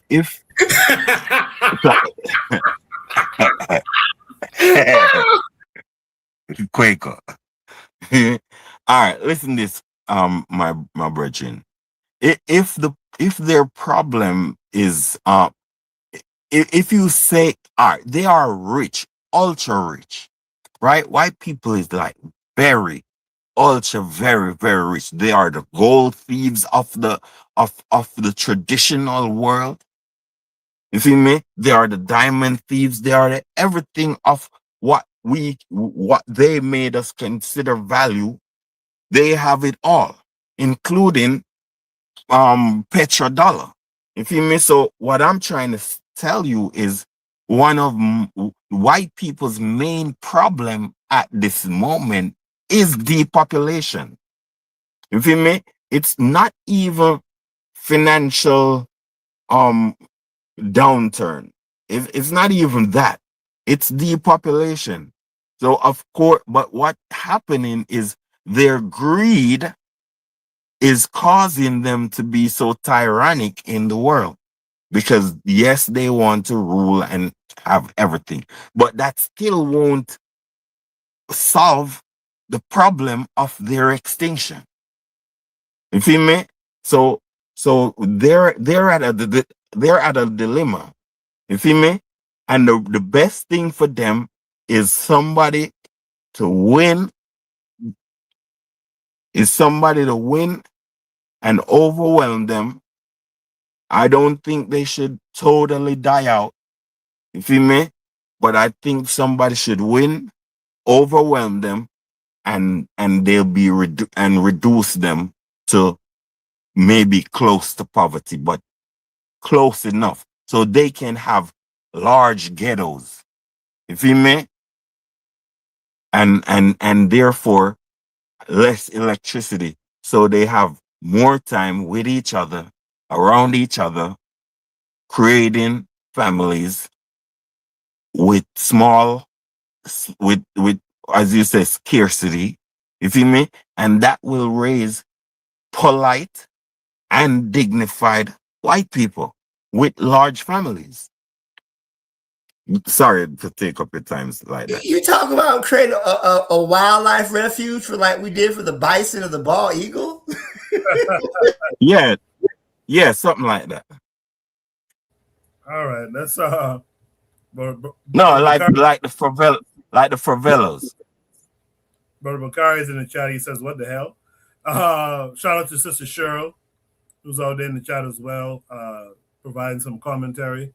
But Jack Cadero, you've heard it what Icon and the others had to say, as well as the chat. What say you to all of it? I appreciate it, Brother Quenco. Unbelievable. I apologize, man. By the way, my Caribbean brother is Koku. Brother Koku. It's an Akan name. Come on, my guy. Come on. All right. So for the prompt, man, there's been a lot. So give me a moment to see what the prompt was exactly. The epigenetics of Black versus white people. And she was asking, if Black people are a result of their ancestors' trauma and grief, are we a result of their greed and transgression, et cetera, blah, blah, blah, blah, blah. Yeah, absolutely. I mean, duh. Duh. The fact that you're asking this on, I think it looks like maybe TikTok or Instagram, duh. But you're benefiting. You're benefiting. I know she said that, she's part Mexican and part whatever and a little bit of Germanic. It don't matter. You white. If you come to my village, you're white. And it's okay. Why is it okay? It's okay because you didn't choose your parents. And again, I'm not apologizing for her, for those that are listening. No, this is not an apology. It's more like, hey, you do what you do and we do what we do. You do what you do and we do what we do. It's only in the United States that we're in this dynamic where, and again, the continental United States, the mainland United States, because in the U.S. Virgin Islands, that's a Black governed U.S. territory with a Black governor, Mr. I think Byron something. But nonetheless, it's like, this only exists in the United States, and I expect that because, hey, it didn't work out so well in the past, but that doesn't say that that's going to always remain in the future. Dynamics change. There was one time where Palestine ruled, and then now it's Israel. But according to Iranian news, Bibi Netanyahu has dropped that bucket. Woo! Woo! Wee! Let's go. First it was your brother, and now it's you, huh? Shit. Anyways, this is not about Bibi Netanyahu of Israel. This is about the epigenetics. Sure, you can say epigenetics. All right, for those that don't know, the epigenic term that she's using is like a study of changes in people.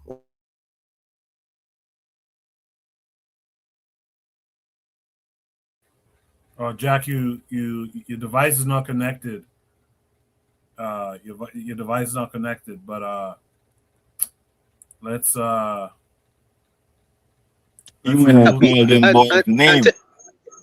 until he get back, I wanted to quickly answer because go ahead, Bob. Black Steel made a statement, and I don't know if that's really, like, so much true, because I was really considering what he say that that the pathology that the white man suffers from, it don't really work for them, and I'm considering right now the average white man, Peter Hegseth, right now, he was a news person on Fox News. and he is now the leader of the Ministry of Defense. How is that possible? He is Well, just an I mean, outright man. man. point Hold blank, on, Huh? man. he's not Oh, the He's let me the average. finish. Let me minister of finish. war. Let me finish. Let me finish, I'm guys. sorry. Let me Go ahead. finish, I man. mean, cut you off, brother. Yeah, and he well the he but okay, I don't know who the average white man is, but he was just a announcer, presenter for Fox News. Now he is the Minister of Defense, and then you have some guys who call themselves ICE. So they put on masks. They used to be the Proud Boys, a bunch of poor white boys that the president deputized to go and beat up on immigrants all throughout America. And one or two of them then unalive people and get away with it. You know what I mean? So I mean, I don't know if that you would consider that as to be beneficial or not, but to unalive someone and not be charged, to me, that is weird. And now you have this president, he is outright giving people, now on this point Black Steel is right. He is outright giving pardons for criminals. Enough criminals this man then pardon. Now they pay for it. So they should have enough money to pay for it. At least $1 million I think going for a pardon right now in America. So on that point, I would agree with Black Steel, because a person who's a millionaire in America is not necessarily average. But consider all the mediocre people right now in office in high positions, and but for these people just being white boys and carrying the line of Trump, they would never be in the positions they're in. Never. So how is it not of benefit to them? I don't understand how Blacks feel. Explain it to me, brother. Okay, I'll explain it to you the best I can. All right. So you mentioned Pete Hegseth, who is the head of the Department of War, former Department of Defense, whatever the fuck, right? So there are 300 million white people, 300 million people in the United States, right?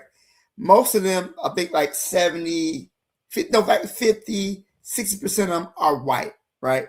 So what happens is y'all take a few individuals who have been fortunate, and then these people represent the majority, and that's not the case, right? You can tell, right? And I'm gonna be honest with you, right? This is something my girlfriend used to have, because she grew up in a relatively affluent area, right?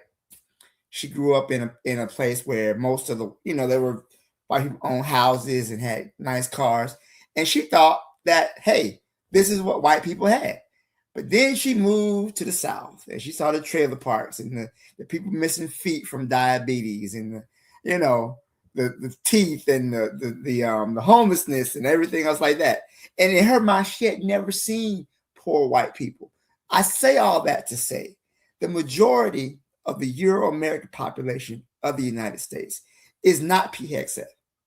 They are not world conquerors, right? They are not living great because of the financial policies of the United States, right? And this is a study that was done. Literally, over half of the people in this country cannot come up with $400 in an emergency. 60 to 70% of the population lives from paycheck to paycheck. This has not changed since Trump has been president. In fact, it's gotten worse. It's gotten worse, right? People are literally opening lines. Hold on. They're opening lines of credit to afford groceries. So yeah, you may have a Pete Hegseth here and there, right? You may have a few ICE agents, but even ICE, they can't even keep up with the recruitment. You know why? Because they were promised $50,000 bonuses, and Trump ain't paid them out. But outlaw. He hasn't even paid them out. You can't. So white people, again, they have whiteness because it makes them feel good. Because if they didn't have that, they would be able to look at their situation and say, you know what? We're fucked up. So, but bossy, go on and have a strong argument. You can't debate Guana's argument like that.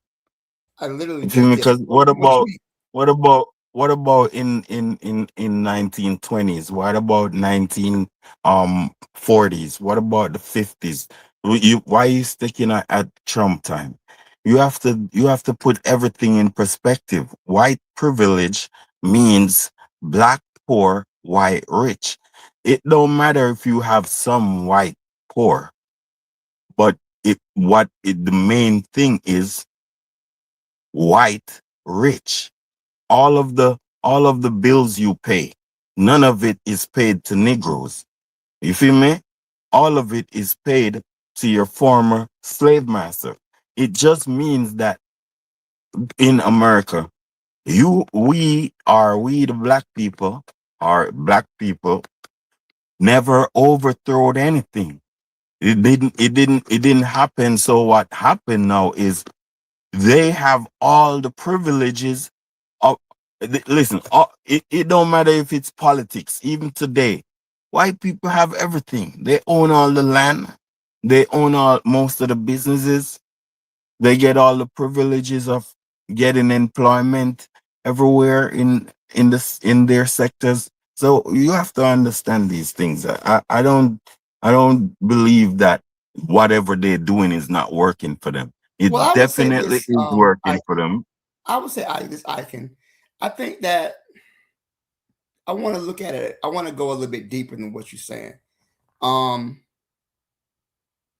your point, I don't believe in white privilege. First of all, I believe in white pathology, because the ability to all of the Europeans, How so-called. can you say that, my Hold on, brother? hold on, let me How finish. can Let me you finish. say that? I'm gonna say this. I'm gonna say this because all of the Europeans' privileges that you speak is literally created on the bodies and the blood of other people, right?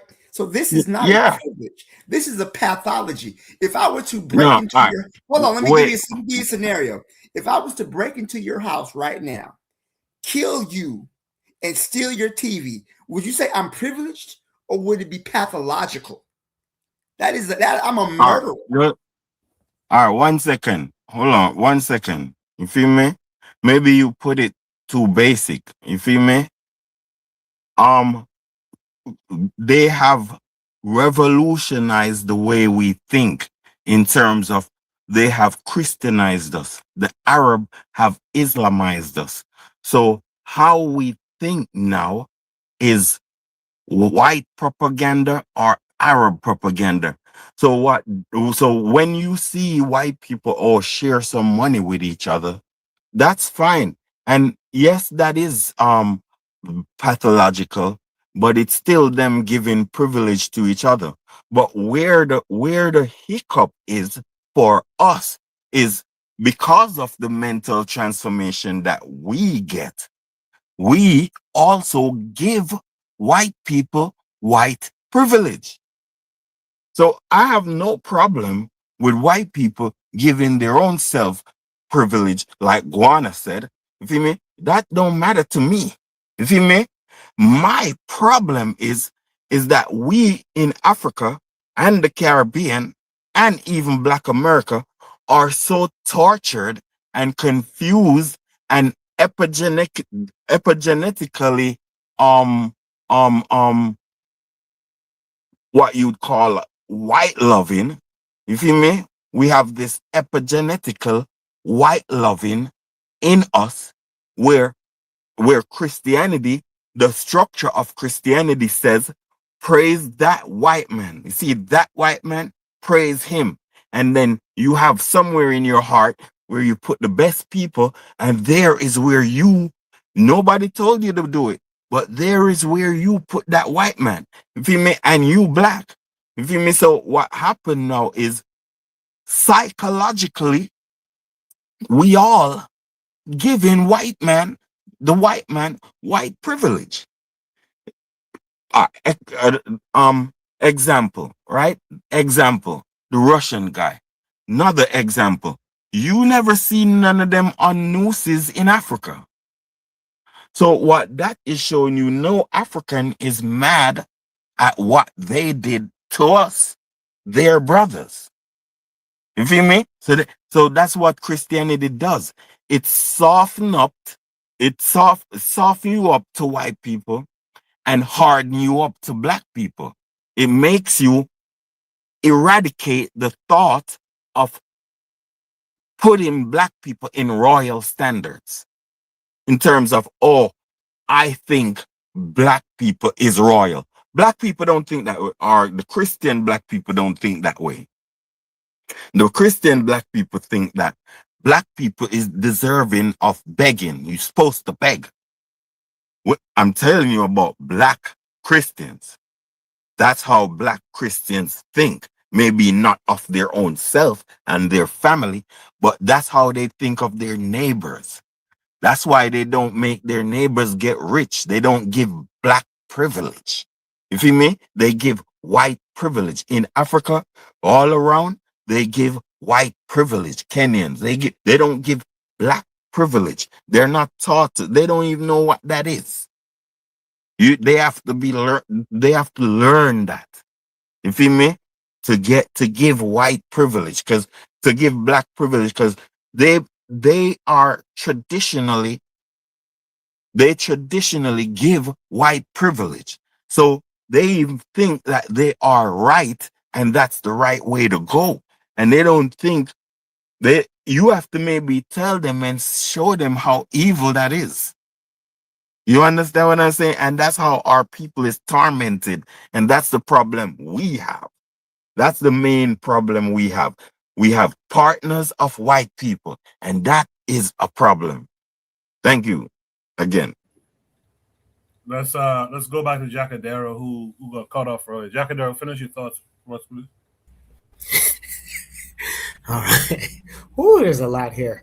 All right. So the definition of epigenetics, right? It's basically the study of how your behavior and environment is caused or has been affected based on. So wait, it's how your genes. Let me get this right. It's how your genes are affected by your environment, like, or your past. So, like, she's asking, is there an underlying change into the DNA of black people versus white people? And she's referencing American enslavement or North American enslavement and why black people are the way that they are versus why Wazungu are the way that they are. She knows the answer. She can say all she has about being parts of this, parts of that, but she knows. If she comes to my village, she knows exactly what she is because the children in my village will tell her. All right, I say all that to say it doesn't matter. Just stay out the way. Just stay out the way. Ibrahim Traore, Abdul Rahman Tashiani, and Asimu Gweta, we're coming. And we're taking everything. We're coming for all that. We're going to need that. We're going to need that. The Sahel countries, we gonna need that. We gonna need all of that. So stay out the way. I think she said she's part German. Yeah. Stay out the way. France is about to be bankrupt because Niger took back its uranium deposits. We gonna need all that. So all this epigenetics and all these fancy English words, don't worry about that. We coming for all that. All that. That's it. Appreciate that, Jacadero. Shout out to the chat, too. The chat has been having between Sister Cheryl and Trigger and Brother Bakari, they've been having a good little conversation here. And shout out to the matron, who's also in the chat as well. She says, I think he's trying to explain, I think she means Icon, trying to explain anti-blackness versus us actually bestowing privilege on whites. Good conversation in the chat. You guys keep it going. I'll read it. As many comments as I can on air. If there's no last thoughts, let's go Shoot the Breeze topic number 3 tonight, for time's sake. Shoot the Breeze topic. To the matron. Shoot the Breeze topic number 3 says, why does it matter who makes more money? Why does it matter who makes more money? Let me see if this is going to share. Looks like it's all good for now. We'll watch the video and then we'll discuss it. What's going on? America, the black woman out-earns your mate. What power do we have over you? Now, the second reason why a lot of women are single It's because we are making more money. I'll raise a topic. Go on. Yeah. Black women making more than black men. More black women are graduating from colleges, which in turn will mean that of course, there's black men that are doing well. But if you have more black women graduating from college, more likely more black women might do more than financially better than black men. Black women are excelling. They're getting accelerated degrees, graduate degrees, doctorate degrees. They're starting businesses. Black women are running circles around men. If black women are excelling at such an accelerated rate, how do men keep up with that? Our society right now, black women are making a lot more money for the most part than black men, right? There are a lot of black men who are successful, but for the most part, black women are making the money. And they also can't compete in their households because even though currently they are making more than black women, not enough to be considered. The gap in income between a black woman and a black man isn't enough for him to get the label of primary breadwinner. And he also feels like he can't sustain his household because even though he might be making more than his wife, the gap isn't big enough for him to say, I am the primary breadwinner for my family. So estimated median weekly earnings for black men for the first quarter, it was $1,017.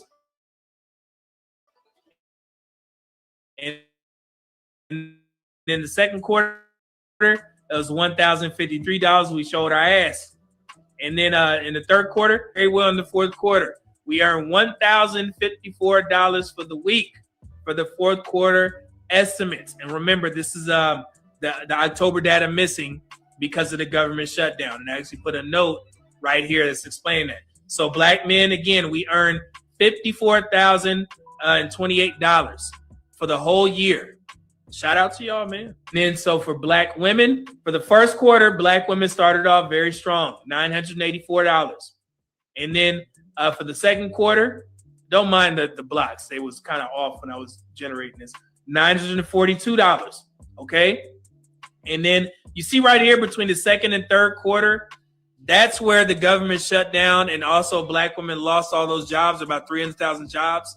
That's where that started to hit. So $942 in the second quarter, and then it continued to decrease in the third quarter, $927, and then for the fourth quarter, estimated $915.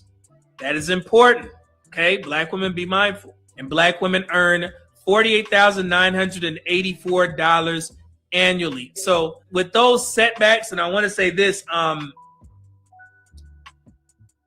I was expecting black women to eclipse the $50,000 mark this year, but with the jobs lost and the government shutdown, it affected black women significantly. Again, I know how prideful black women are because the first time y'all heard that black women lost 300,000 jobs, there was a narrative floating around social media of black women saying, well, that's because those black women removed themselves from the workforce and became entrepreneurs.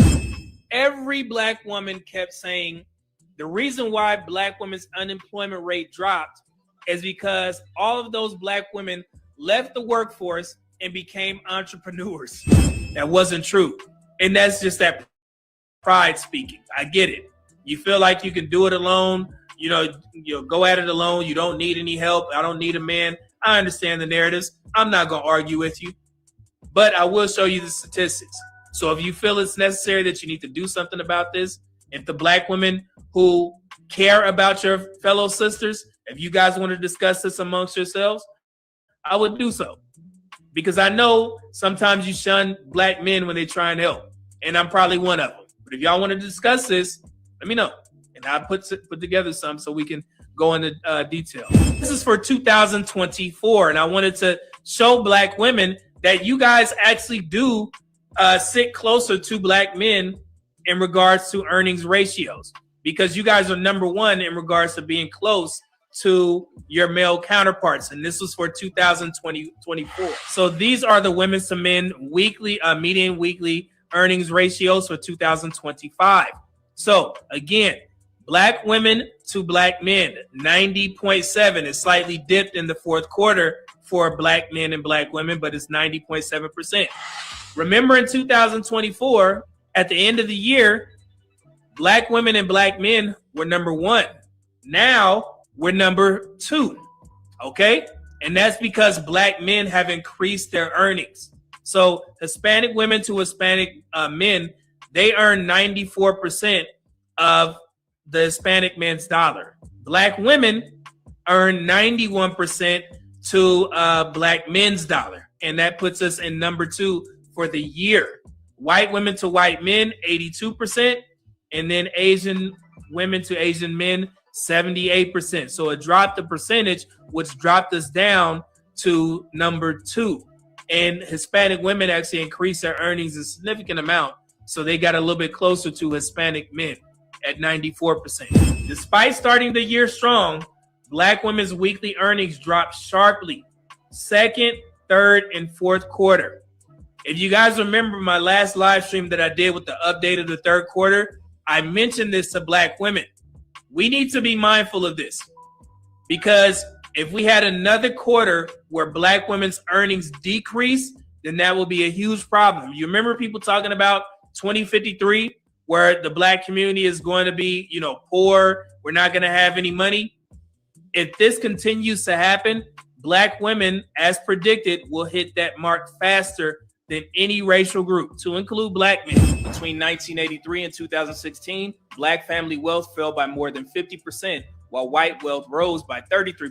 By 2016, nearly 37% of Black families had zero or negative net worth. That is not a disparity, that is economic apartheid. But that's not even scratching the surface of what's going on in our own community. The divide is sharp. Single Black men hold a median wealth of about $10,100, while single Black women just $1,700. This means that while the road to zero wealth predicts collapse for households overall, Black women, especially single Black women, will feel it first, because Black men's earnings are increasing.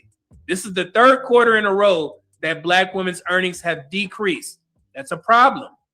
And I'm not telling Black women to try and make peace with Black men or anything like that. All I'm saying is you guys need to be mindful. If you want me to develop some solutions for you, I can, but you guys have to be willing to listen. Of course, I already figured this stuff out because I care about the Black community.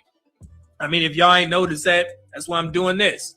So second, third, and fourth quarter, Black women's earnings decrease. Black women are very prideful, man, and they don't want to, admit that they may need some help.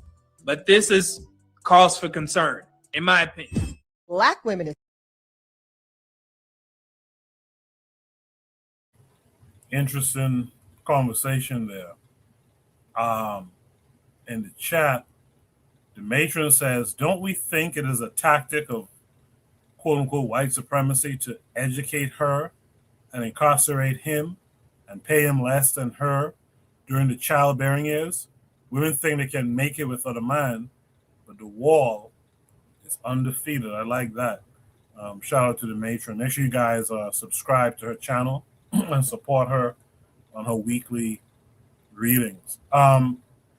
Let's mix it up. Let me start off with I Can Fire this time. I Can Fire, what say you to this? Wicked. Thank you, host. I don't see why we have to be divided and our wealth have to be divided and counted. I see Black women falling in a trap in terms of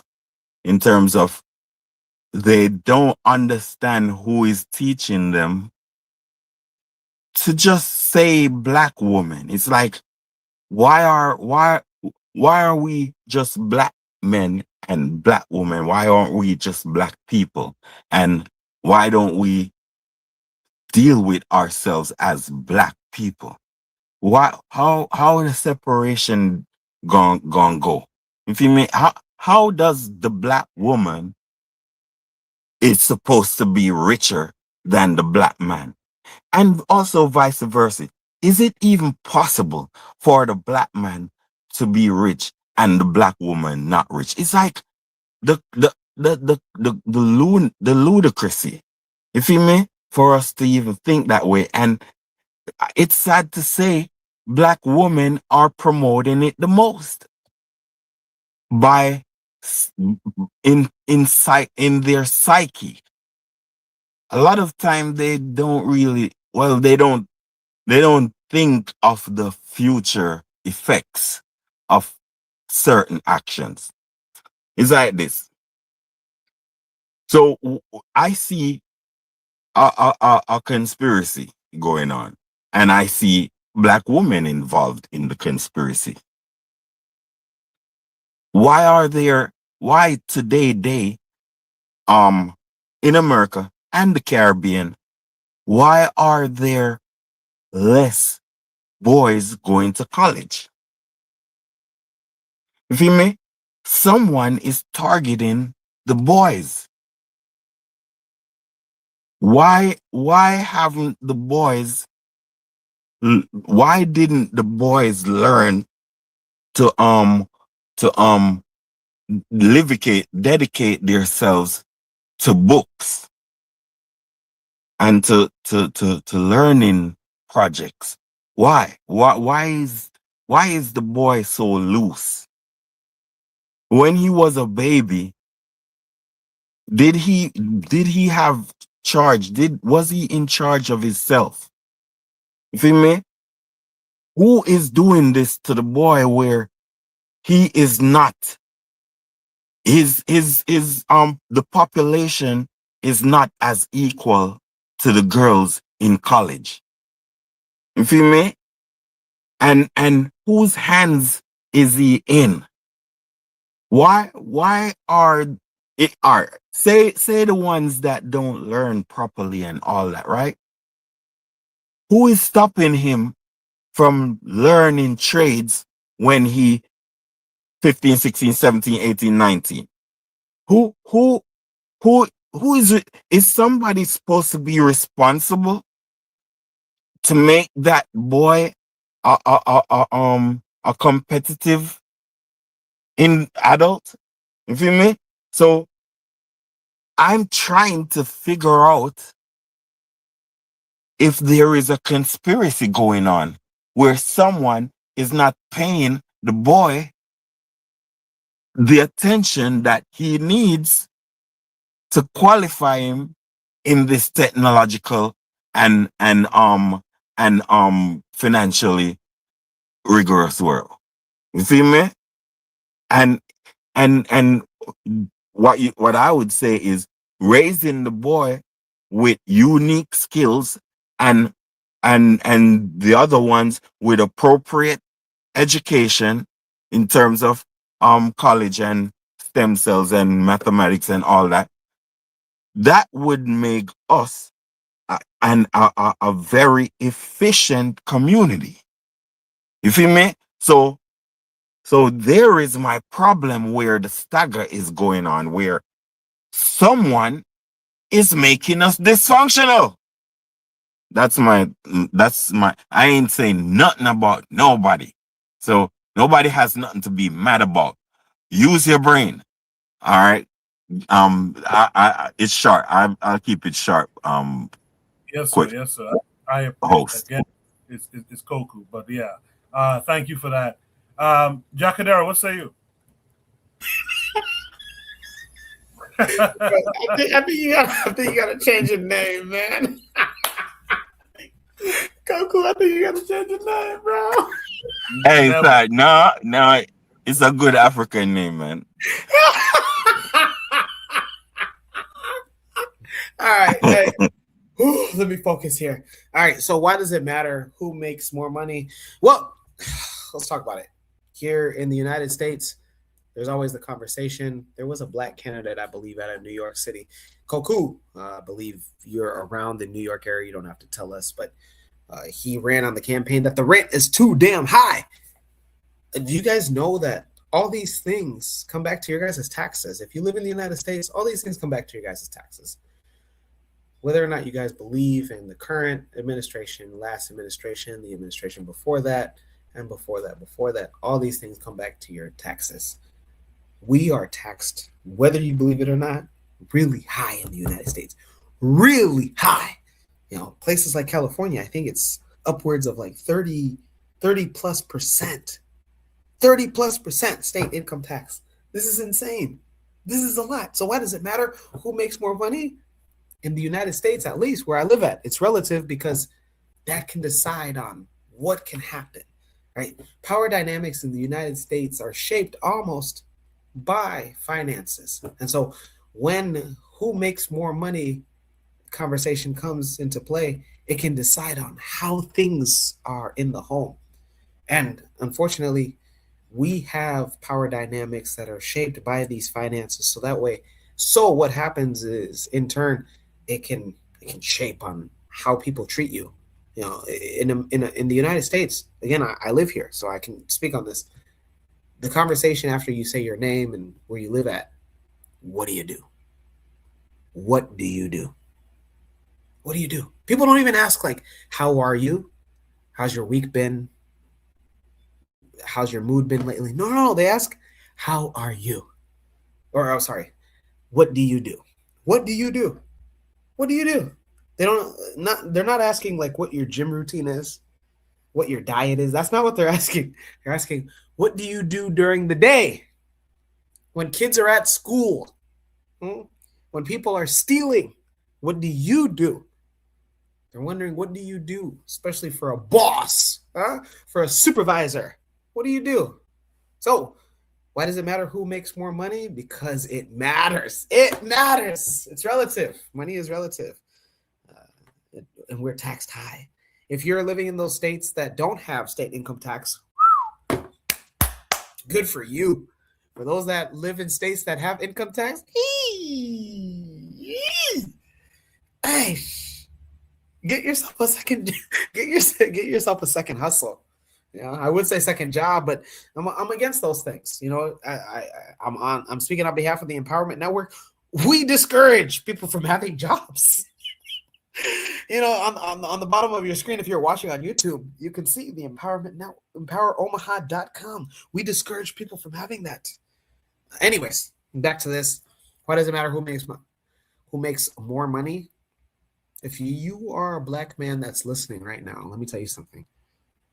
You are in the era of social media. And again, hopefully you're not talking to women that pay heavy attention to social media, but let's be honest. You know, it's everywhere, okay? So the internet and real life are intertwined, and they're becoming more and more intertwined as time goes.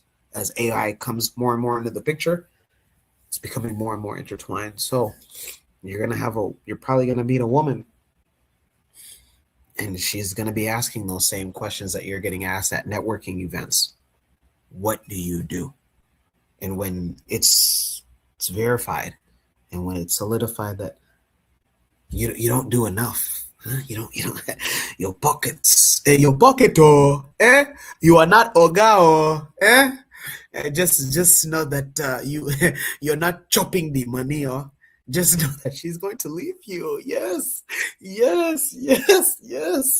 see the way that Bam Adebayo scored 83 points, and his girl was there because he's making the money.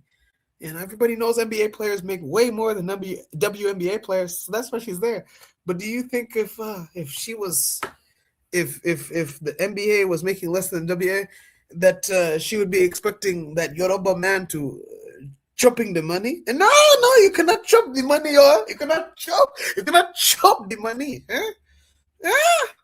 So again, we're in the United States. This is relative. Again, this is stuff that I've seen. And I'm on behalf of the Empowerment Network. We see bank accounts. Well, we don't see bank accounts, but we definitely talk finances a lot. We take surveys. So why does it matter who makes more money? If you're a man, you know why this matters. You know why this matters. Again, do you have to be buku rich? No, not necessarily. But you need to get on your job, though. When I say your job, not their job, whatever your hustle is, even if you cut hair, even if you detail vehicles, and detailing vehicles, listen, let me tell you something. Hey, if I've never talked about money ever on this show before, let me tell you something. If you don't have anything going on, but you are a clean man, and I'm talking to the men here, the young men, and you like clean spaces, go out and buy cleaning equipment and just start cleaning cars and be a car detailer, because then you can be mobile. Or you can have the cars come to you, and then you take those cars and then just go to the car wash, vacuum, do all the stuff, and the rest of the stuff that you can't do at the car wash, bring it back to your house, huh? And then, boom, you don't have to work for anybody, and you can make some good money. You make some good money. Charge at least $70 a car, $70 a car. Man, you can go home with $300 a night if you're lazy. That's if you're lazy. 5 cars a night, 5 days a week. You do the math. Anyways, why does it matter who makes more money? Because, man, money talk. Hey, money not a thing. Money not a thing. Eh? Money not a thing. They say in Nigeria, Nigeria know the carry last. Let me tell you something. A rich man know the carry last. Huh? Eh.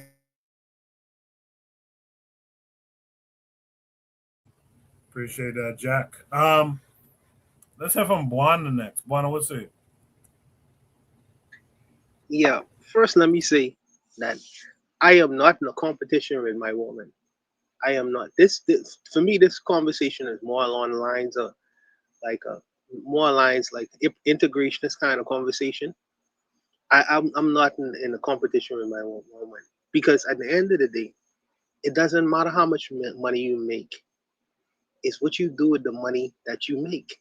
Because some people could make $1 million a year and still be broke. Don't you know people living in mansions with empty refrigerators? because they take the money and instead of doing the right things with it, they use it on spending consumption. It's nonsense. You know, so it doesn't matter how much money you make. Is how much money you keep and what you do with the money. So that's a whole nother matter. Another thing too is I know this is more of a young person conversation because when you get into adult conversations, you understand that there are different dynamics to the money that you're earning.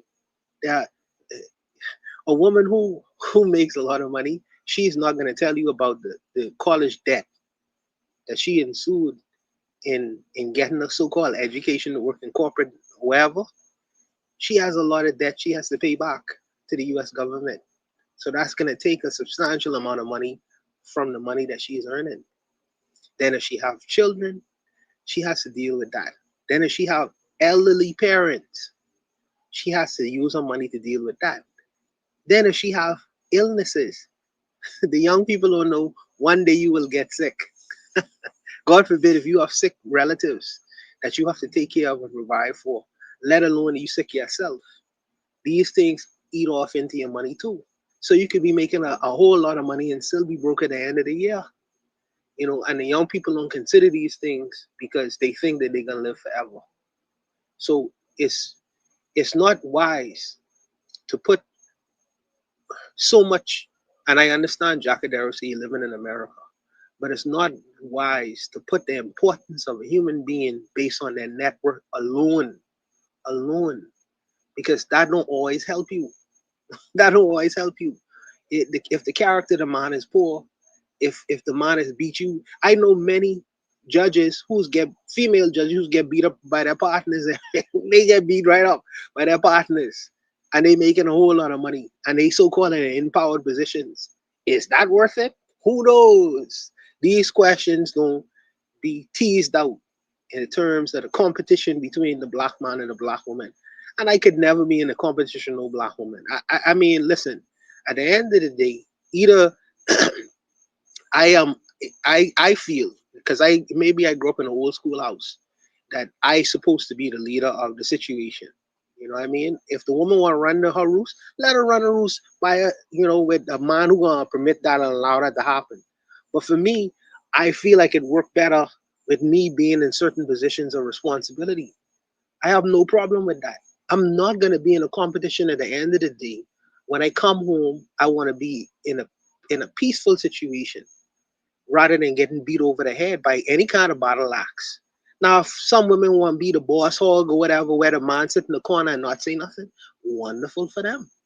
You know, I'm not gonna beat up on. You got to do it what works in terms of relationships. You know, but for me, who makes more money? If for me, at the end of the day, is what you are actually doing with the money that you are actually making, and whether you are making wise decisions or stupid decisions, So a man who may be earning less, may be uh, making wiser decisions in the long term that at the end of the day, he gonna fare financially better than the woman who's making more initially because she is ridiculous with her money. It just depends. But this whole push and pull between the black man and the black woman, for me, this is a non sequitur. It's a non-starter. I am not fighting with no woman for nothing. I'm not gonna do that. You know, that, to me, that's a little bit effeminate. Either I could be a man who want to be in my home, or I ain't gonna be nothing. It is all. And there are millions and millions of black women in the world who could get with that program, and there are other women who cannot. And ultimately, you have to decide on which part of the fence you want to be on. I like peace. I like my own personality. I like women who could function and flow with that. For some women who can't, then I could respect you and you could do your thing. You know, so it ain't no fight with me here at all. I'll leave it there, Coco. I appreciate what you said there, Buana. I do. And Brother Bakari, I think, supports that. I'll show his comments from the chat in a second. But one thing I will say, we can have this discussion at more length in the future. I think one of our big problems is that we have too many men who are okay with sitting in the corner. It's known that the black community, wherever we are, is a matriarchy. And I'm going to say something that a lot of people ain't going to like, but we got to get out that matriarchy. Woo! Let's go! Woo! Yeah, we got to get out of that. Coco. The unfortunate thing for me, and I can't speak for no other brothers, that has never been my experience. The only situation I have ever seen in terms of functionality and man-woman relationship, I have not grown up in a matriarchy. I grew up in a different scenario. So I don't understand that reality. You know, I do not understand. So maybe some women won't get along with me because of that. Because that's never been my reality. Yes, sir. Guana, I beg to differ because I'm sure you live in this world. Now, let me just give you evidence. You feel me? One time, woman was not permitted, or woman was even dignified enough to not wear pants. But women wear pants now, right? Of course, they were intimidated into wearing wigs. But in a black community like Bahamas or Jamaica, actually, it is black people who intimidated, and a lot of women also intimidated others to wear wigs. So, but what I'm trying to say to you is, as long as these things going on and men cannot say anything about it, that's matriarchal. Sorry, let me think about that one. Let me think about that one. Icon, let me think about it. Yes, sir. Yes, sir. Sorry, I had stepped away. I thought y'all were going to go back and forth for a second. Yeah, my point, let me just finish that point I was making, is this matriarchy that we're under, it tends to, in my opinion, my humble opinion, it makes a lot of men docile. The reason why you see, let's take, for instance, Umar Johnson, because I'm using him because he's a public figure we're all familiar with. The reason why you'll never see him really criticize black women is because that's who suckles him. That's who financially underpins him. We are in a situation, if we want men to be men and men to do the work of changing our circumstances overall, we got to get off this mentality of we'll gladly lay up under a woman, watch General Hospital in the evening because that's her show. She like her show. While we waiting for a plate of food to fill our bellies so we can have sex for half the night because we ain't doing shit all day. We got to get off of that now. This matriarchy, let me tell you something. You look at the history of the world, matriarchies don't trump patriarchies. Patriarchies are attached to militarism. We need to tap that fucking vein on the inside of our elbow. We need to inject ourselves with a little bit more patriarchy. I'm not talking about the bad parts, the exploitative parts. But I'm talking about the parts where, you know what, I run the show here, and I don't mean this in some misogynistic or whatever you guys call it. I don't mean it in that way. I mean it in the sense of let me get up. Masculinity. Yeah, masculinity. Let me get up. Let me protect my woman. Let me build the infrastructure that will give us the best life together. We got to stop this shit. I understand this is not an attack against Buana.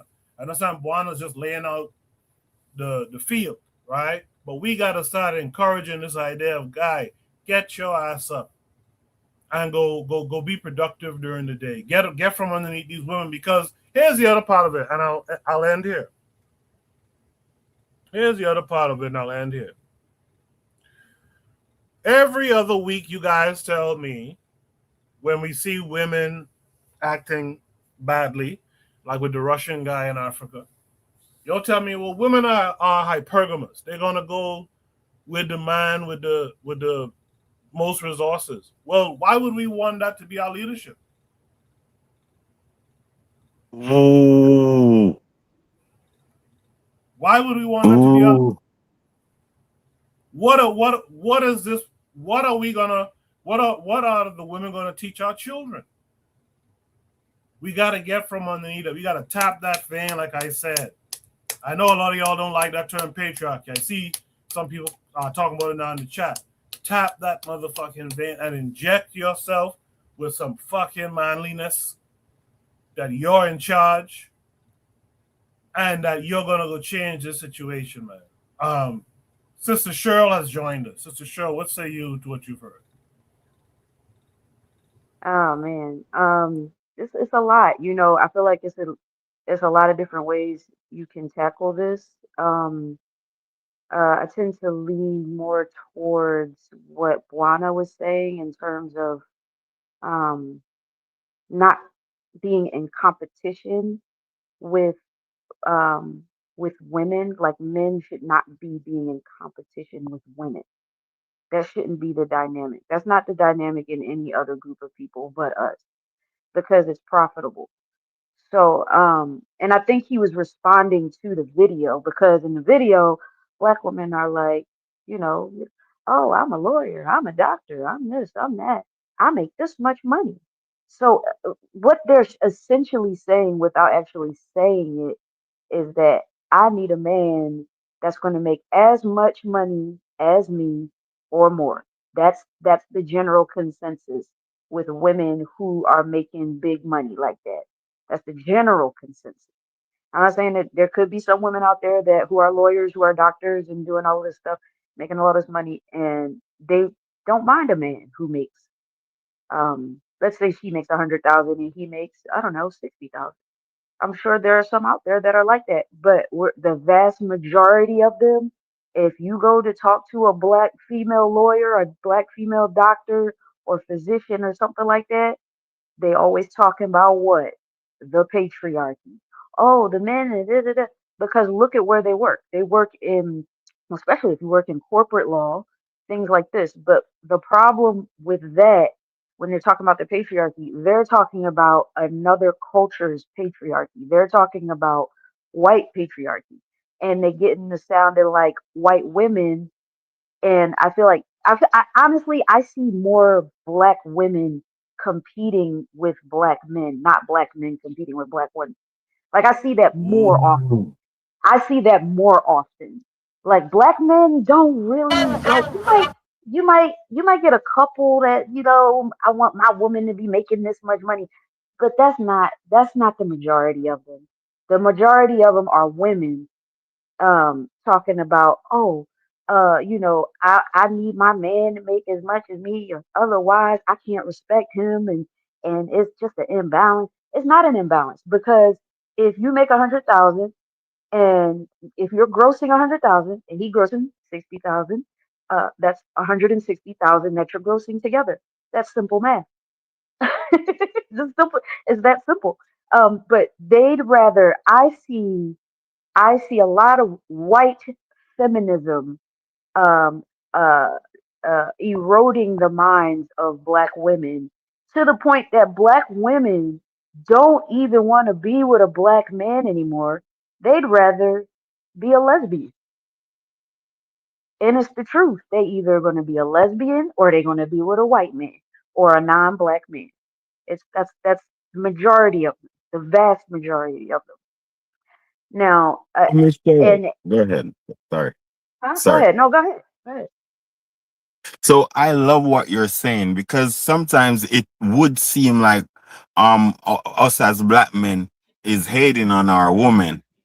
But we actually have a movement going on in terms of we need to think that we are not liberated and we need to liberate ourselves and we need serious people and we need to raise serious people. And these are the problem with our black women. And as Guana said, he not gonna compete with the black woman, but that's not the problem. The problem is the black woman is competing with us. And for what I don't know. And I don't So, like the idea of go ahead. I think you gotta be like you gotta understand like they're black women are competing more with black men than black men are competing with them. But it's only Yeah. because they're being given there it's only because they're being given a platform to. And I don't think black men are like trying to compete with black women. I think a lot of the times they may feel less of a man or emasculated because of Miss what white society tells them. But that's all the more reason why we need more black women to just be like, it's okay if you make a little less. I mean, it's nothing. To me, it's nothing wrong with that. You can still have a but Miss functioning Carol, family. Miss Carol, now do you understand the implications of this now right there? You feel me? I mean, there's no If there is implications. a That's the reality, baby. That's the reality. no, yes, yes, sweetie, I'm on your side. I'm saying the implication of these things are if there's a rift between us, the black men and the black woman, and she is in a realm of say competition, right? So and if it's say okay, the black woman want to do better than the black man, then in essence, would she raise appropriate black men who, if raised appropriate, would practically surpass her in wealth.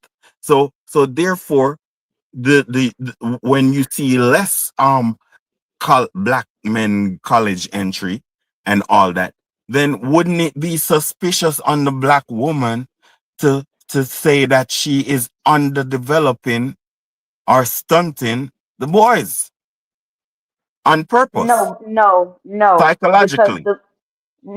because the goal is not to I mean, if that's what you want to do, if that's as a black woman build a black man up to be higher than you, okay, but that shouldn't be the goal of us as people. The goal of us as people should be to be a community. And No, these it's black not women, say no. It's not I don't know like what you're trying oh to say, brother. she's trying. Just hold on for a minute, right? It's not say okay she's trying to make the black man higher than the black woman. What I'm trying to say is if we were raised appropriately, then he would be a provider for his family and he would fall in a lot of positions where he would be adequate in. Therefore, more No, adequate black men, you'd have more adequate because what's happening is inadequacy, where you have a lot of us at school to prison pipeline and also the corner boy. You see me? These no, I are don't feel you. inadequacy I in don't. I don't feel you because but there are situations where this corner boy, I don't know what you're talking about, but this corner boy stuff that you're talking about and, black men that are not raised appropriately, whatever appropriately is. I've known many a black men who have come out of the ghetto and they've done well. But that's not the point. The point is that there's a system in place that's keeping them that way. So when you say raised appropriately, I'm struggling with what appropriate is. Like if they were raised appropriately, I then they would mean, get better jobs. I don't think listen, so. I don't think so. listen. Hold on. Appropriately means, well, if we're black, then that means we should be raised under Pan-Africanism and black consciousness, but not that alone. Okay, if outside of that, you should raise lawyers and doctors, engineers and mechanics and these tradesmen if he's not efficient in Can I interject? education. You kind of I feel like monopolizing the conversation, brother. we're Hold kind on, of not getting to the somebody else point. speak. Yeah, go ahead. I'm sorry, Sean. I don't mean to cut you guys out. No, Y'all you're was just good. You're good. You're fine. I'm confused. I'm a little confused. Let me first of all, sure, I appreciate you. I know we Yes. don't always agree on eye to eye on everything, but I think you really touched on the heart of what I was trying to hit on this post, because in the very beginning of the video, you have all these women who are bragging about how much more money that they make than black men. Black women Right. make so much, they have all these degrees and everything else like that. And this is the reason that black men and black women are not compatible. Black women are going to school with coming out more degrees, and they have more education, they're making more money, and this is why black women find it so difficult to be partnered in relationships, right? But Yeah. to your point, to like, and what the man was saying, from looking at the numbers, that's not even true. Even though women do have more education than black men, they don't necessarily make more money. But to the point, every woman of every race goes to college more than their male counterparts. That is not a black thing. That is something that is the same across all racial groups. Women do go be more educated than the men, but the men tend to earn more. Black men do earn more than black women, but there's not a big enough gap, right? So when these women are creating in this situation, they have adopted a capitalist mindset, right? And to the where your value is inherent to how much money that you make. It is a quote I like from Karl Marx. He says that money degrades all the gods of man, and it basically says that everything that human beings have, from like our interpersonal relationships, our the things that you would say money can't buy, once you put a price tag on them, you automatically devalue it, right? And now you're looking at things from a strictly, how does this benefit me financially? And I think as black people, because we are in such a precarious situation in not just the United States, but in the whole world economically, when you look at each other through that type of lens, right? When you devalue each other based on how much money you make, it furthers the divide between us, right? And at a time when we should be seeking more unity, like you were saying, if you make 60,000 and she makes 100,000, that means y'all have 160,000. But these women are like, no, I got to make somebody who makes 200,000, and they would go home and find somebody who maybe makes less than them, but who loves them and can contribute to the household, and they can both build each other up. And I think this mentality is keeping a lot of people not just single, it was also lonely, and it leads to a situation where at the end of the day we have nothing. And to Icon's point, it may be a conspiracy, it may be some sinister hand behind it, but I also think it is just more of a what happens when you live in a white supremacist capitalist society. I'll stop there. Thank you. I just want to give a gentle reminder that. Can I speak? Oh, God, my bad. Two things. A general reminder, and then we'll go to Barbara Bakari. One of the things you'll notice, or you might not even notice it in the chat or listening to the playback, but the people who are regularly on the panel, we tend to know each other. This is why if you guys look at the back chat, the private chat up here for the panelists, you'll see Buana's cracking certain jokes with Jacadero's returning, Black Steel, Everyone knows what he does for a living, Sister Cheryl, etc. So when you start to come around here, I need you to start to know people's names, proper names, not what you decide in your head, and start to what's the term I'm trying to find as a church term? Start to acquaint yourself with the folks. You understand? There's nothing more off-putting than a guy coming on and can't pronounce your name week after week after week, month after month. It's Quaker. It's Quaker. It's Koku. And yeah, it's Koku. Koku. Yes, sir. Man, Yes, sorry, man. Yes. Sorry, man. It's Sister Cheryl. It's Buana, not Guana. It's Buana. It's Sister Cheryl, Guana, Jacadero, and Brother Bakari. Brother Bakari and Black Steel. Yes, sir. So that's Black Steel. The other thing. No, and then what I think is sometimes, boss man. I'm still talking. There's another part of the problem. You got to stop cutting people off. And I don't like having to address you directly every week, but I have to. You have to stop cutting people off. The next thing I was going to say is, if you go on a tangent, tangents are fine. Sometimes we find some interesting conversations in tangent, but always try to bring the tangent back to what the prompt is, so that we don't run out and exhaust the conversation on other things that's not to the point of the prompt. All right. I'm going to come back to you in a second. Let me hear from Brother Bakari on this prompt. Why does it matter who makes more money? First of all, how are you, Brother Bakari? Man, I'm absolutely magnificent. How are you, my good brother Koku? And everybody on the panel and everybody in the chat. What's up, Cheryl? First of all, to me, it don't matter who make the most money, man. Look, I'm a man. I don't give a damn who make the most money. And if I meet a woman, have I ever met a woman that asked me how much money I make? Yep, you need to make 200,000. I didn't get mad. I was like, shit, do you make 200,000? And she didn't want to answer the question. So I was like, there's no need for me and you to talk no more. I've said it several times on here. My late wife, my kid's mother, excuse me, double the amount of money I make. I was the man regardless.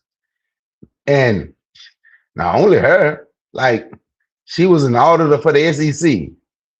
Go there.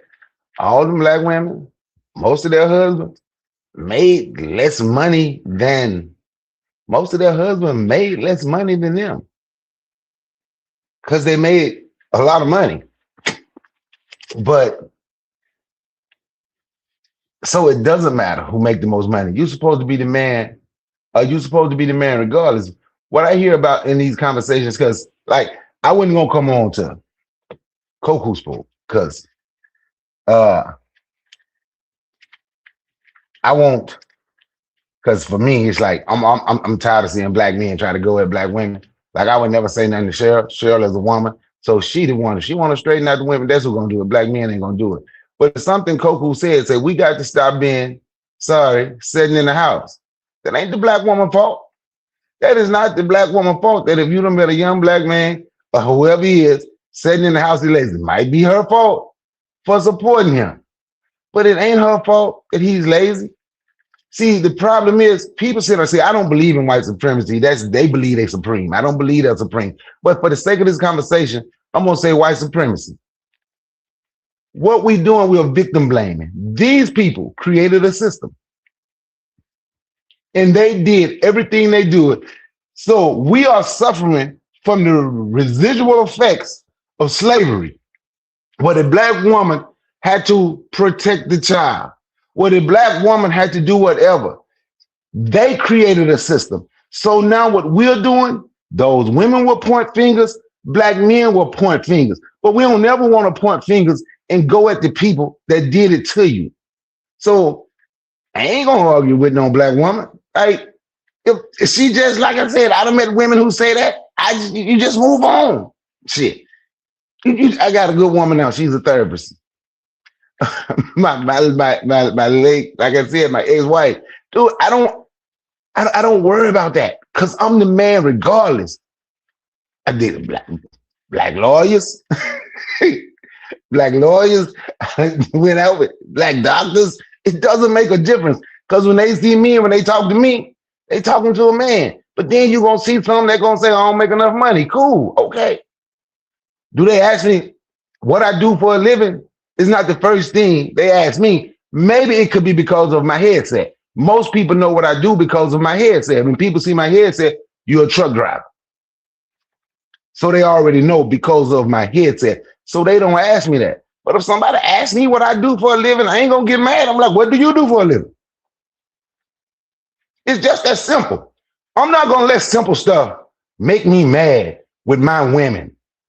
With all this stuff these white folk and everybody else have done to us, they can beat you, shoot you, kill you, do all of that. We don't want to go at them. But little simple things like, hey, what you do? And that's a problem. Oh, there ain't no problem for me. It's really not. It's not a problem for me because you make more money. It's really not.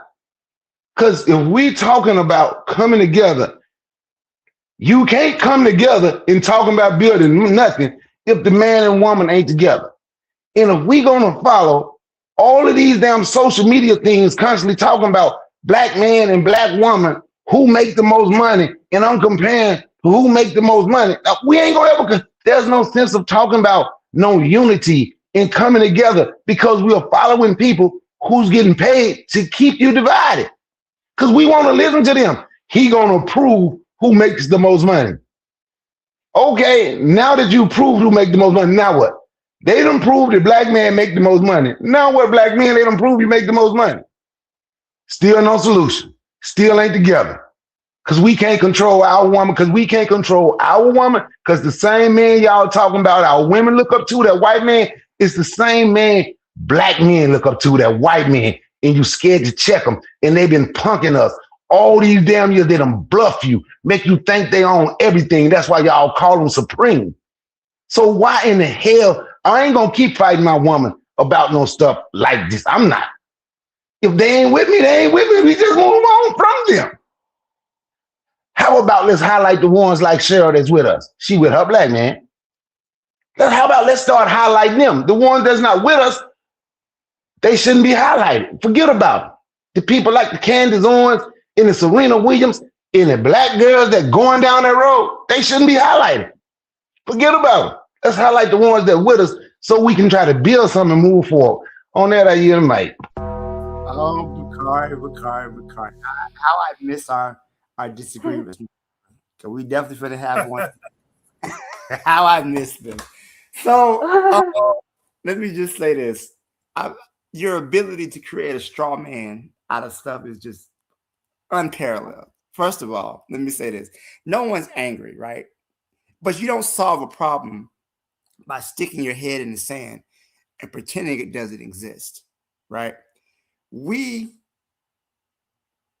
we're doing, this video is responding to what the women are saying, right? And I agree with you to your point. We do need to be together. Black people, black men, black women, black children, we need to be together, right? We are under an existential threat to our survival, and we're not going to survive it arguing about small stuff. But however, we cannot solve a problem by pretending it doesn't exist. And a lot of the situations, to what Cheryl was saying, it's not black men who are competing with black women, it's black women competing with black men. And the issue is that they're saying that if you don't make a certain amount of money, I cannot marry you, I cannot be in a relationship with you, I cannot respect you, right? And this is the issue. It's not so much the fact that we want to beat up on the sisters, of course not. But when you have a woman with a mentality like that, and this mentality is spreading, okay, it's not something that is a small group of people who are saying this. This mentality is spreading. There's a lot of talk about the loneliness epidemic, right? And I believe that this mentality is leading to more loneliness. What's the number one cause of divorce? Financial problems. That is the number one reason that relationships end. So I agree, it doesn't really matter to me who makes more money. because in the day, you know, we supposed to be in it for each other. A Black woman's success should not put me down in any type of negative way. But when you have people, Black women, who do believe that if you don't make enough money, or if you don't make more than me, I can't respect you. If you don't make more money than me, I'm gonna insult you. And this is, or if you don't make enough more than me, I can't respect you. Instead of us pooling our resources where each of us has more, they would rather be alone with their money. And I think that mentality is a problem. We have to address it. It is a symptom of white domination and capitalism, which I think that we can never leave out the class element of this conversation as well. You know, real quick. Once again, like it is.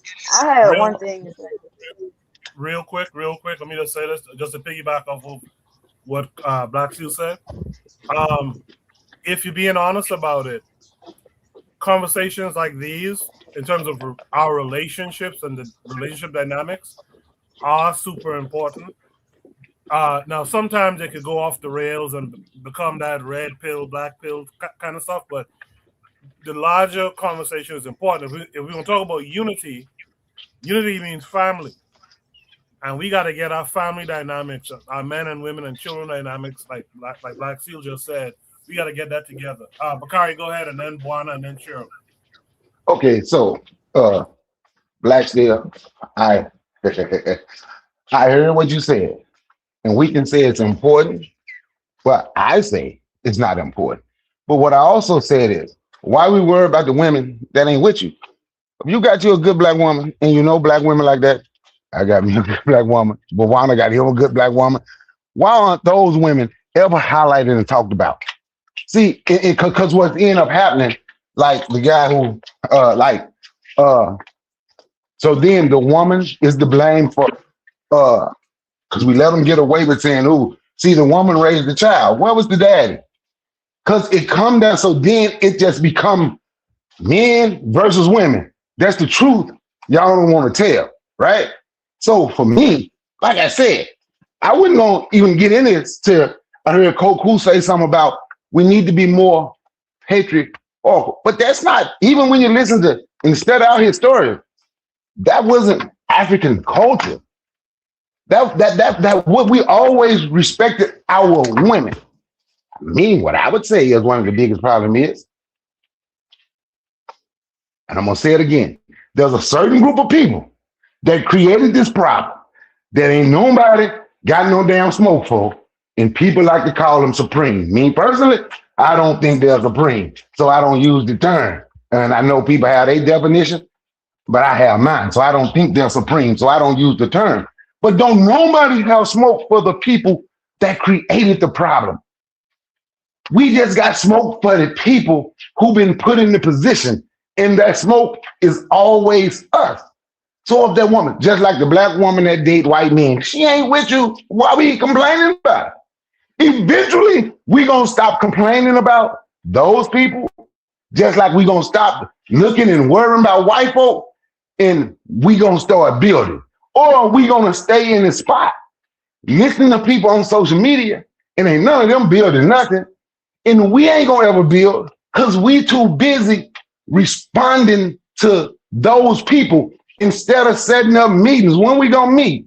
Instead of going out trying to buy land together so we can try to feed ourselves, so we can do things instead of trying to figure out a way we can protect ourselves. We let people like that guy, whoever he is, I ain't never heard of him, because I don't listen to stuff like that on YouTube. And if I hadn't heard him tonight, I wouldn't have ever heard him. Talking about he can prove the Black man make more money than the single Black woman. Okay, now that you proved it, once again, now what? Because if that woman don't want to be with you and concerned about your money, she ain't gonna be with you. Eventually, we gonna have to say, look, man, we just got to move on from that. I'm just saying, that's been my personality, mindset. Like I said, I've had women ask me, how much money you make? How much money do you make? It's the easy way to get out that conversation. How much money do you make? I ain't complaining about it. I just damn moved on. I'm just saying, I just moved on. But also, you know, they get way more money. It's just simple. For me, it might not be that simple for other people. I don't know. We gonna set up a meeting so we can buy some land and start building and taking care of things. Or are we gonna be consumed by people like this who getting paid from YouTube to keep us going through this and we staying divided? Because this ain't gonna bring no unity, just my opinion. Juana? Hey, Quaker, can I? For me, for me, this is dating Darwinism. You know, survival of the fittest. Wow. You know, Wow. so if when you in that situation, when you're in this kettle pot, a push and pull between a man and a woman, at the end of the day, as Bakari say, what is the prize for proving you making more money than your man? That he is inadequate. So that means you must be by yourself. You know, some of these women can sit down one day and they can start to think for themselves. And they can say, you know, my granddaddy didn't make $100,000 a year, but he been with my grandmommy for 50 years. What did she do to make up the shortfall of what he wasn't earning in the family? Because they had 10 children. But she wasn't by herself. She died with all her children around her, happy. Now, I'm not saying that you should be happy in poverty. I am saying that in life, you face real life situations. You know what I mean? And it don't always revolve around dead pedophiles and hypocrites on a dollar note, which is what we fighting over. Dead hypocrites and pedophiles on a dollar note. So I'm saying that there is greater issues at hand. And if the ultimate thing is the competition is to win the goal of earning more than your money, rather than earning or trying to outcompete your real enemy, which is not the black woman or the black man. I say I have to tip out of the conversation because black still say that you're sticking your head in the sand. For me, this is not a discussion, because even if you say that you do, I already didn't tell you on the plantation, the goal is as long as you could say you outdoing the other slave, as long as you saying you outbesting the other slave on the plantation, that means you win. This is a slave mentality, completely plantation politics. You know what I mean? The other slave with the other chain on his around his neck, female or male, is not my competitor. That's not the person I'm trying to outdo. Because the prize at the end of that is still more plantation. You know what I mean? The goal is freedom. The goal is freedom. So, like I say, if the sisters want to engage and the brothers want to engage in this debate, it's not for me. It's just not for me. But I'll stop there and let the other brothers go. I won't be brief. Go ahead, Sister Cheryl. Yeah, just real quick. So I think conversations like this are very important.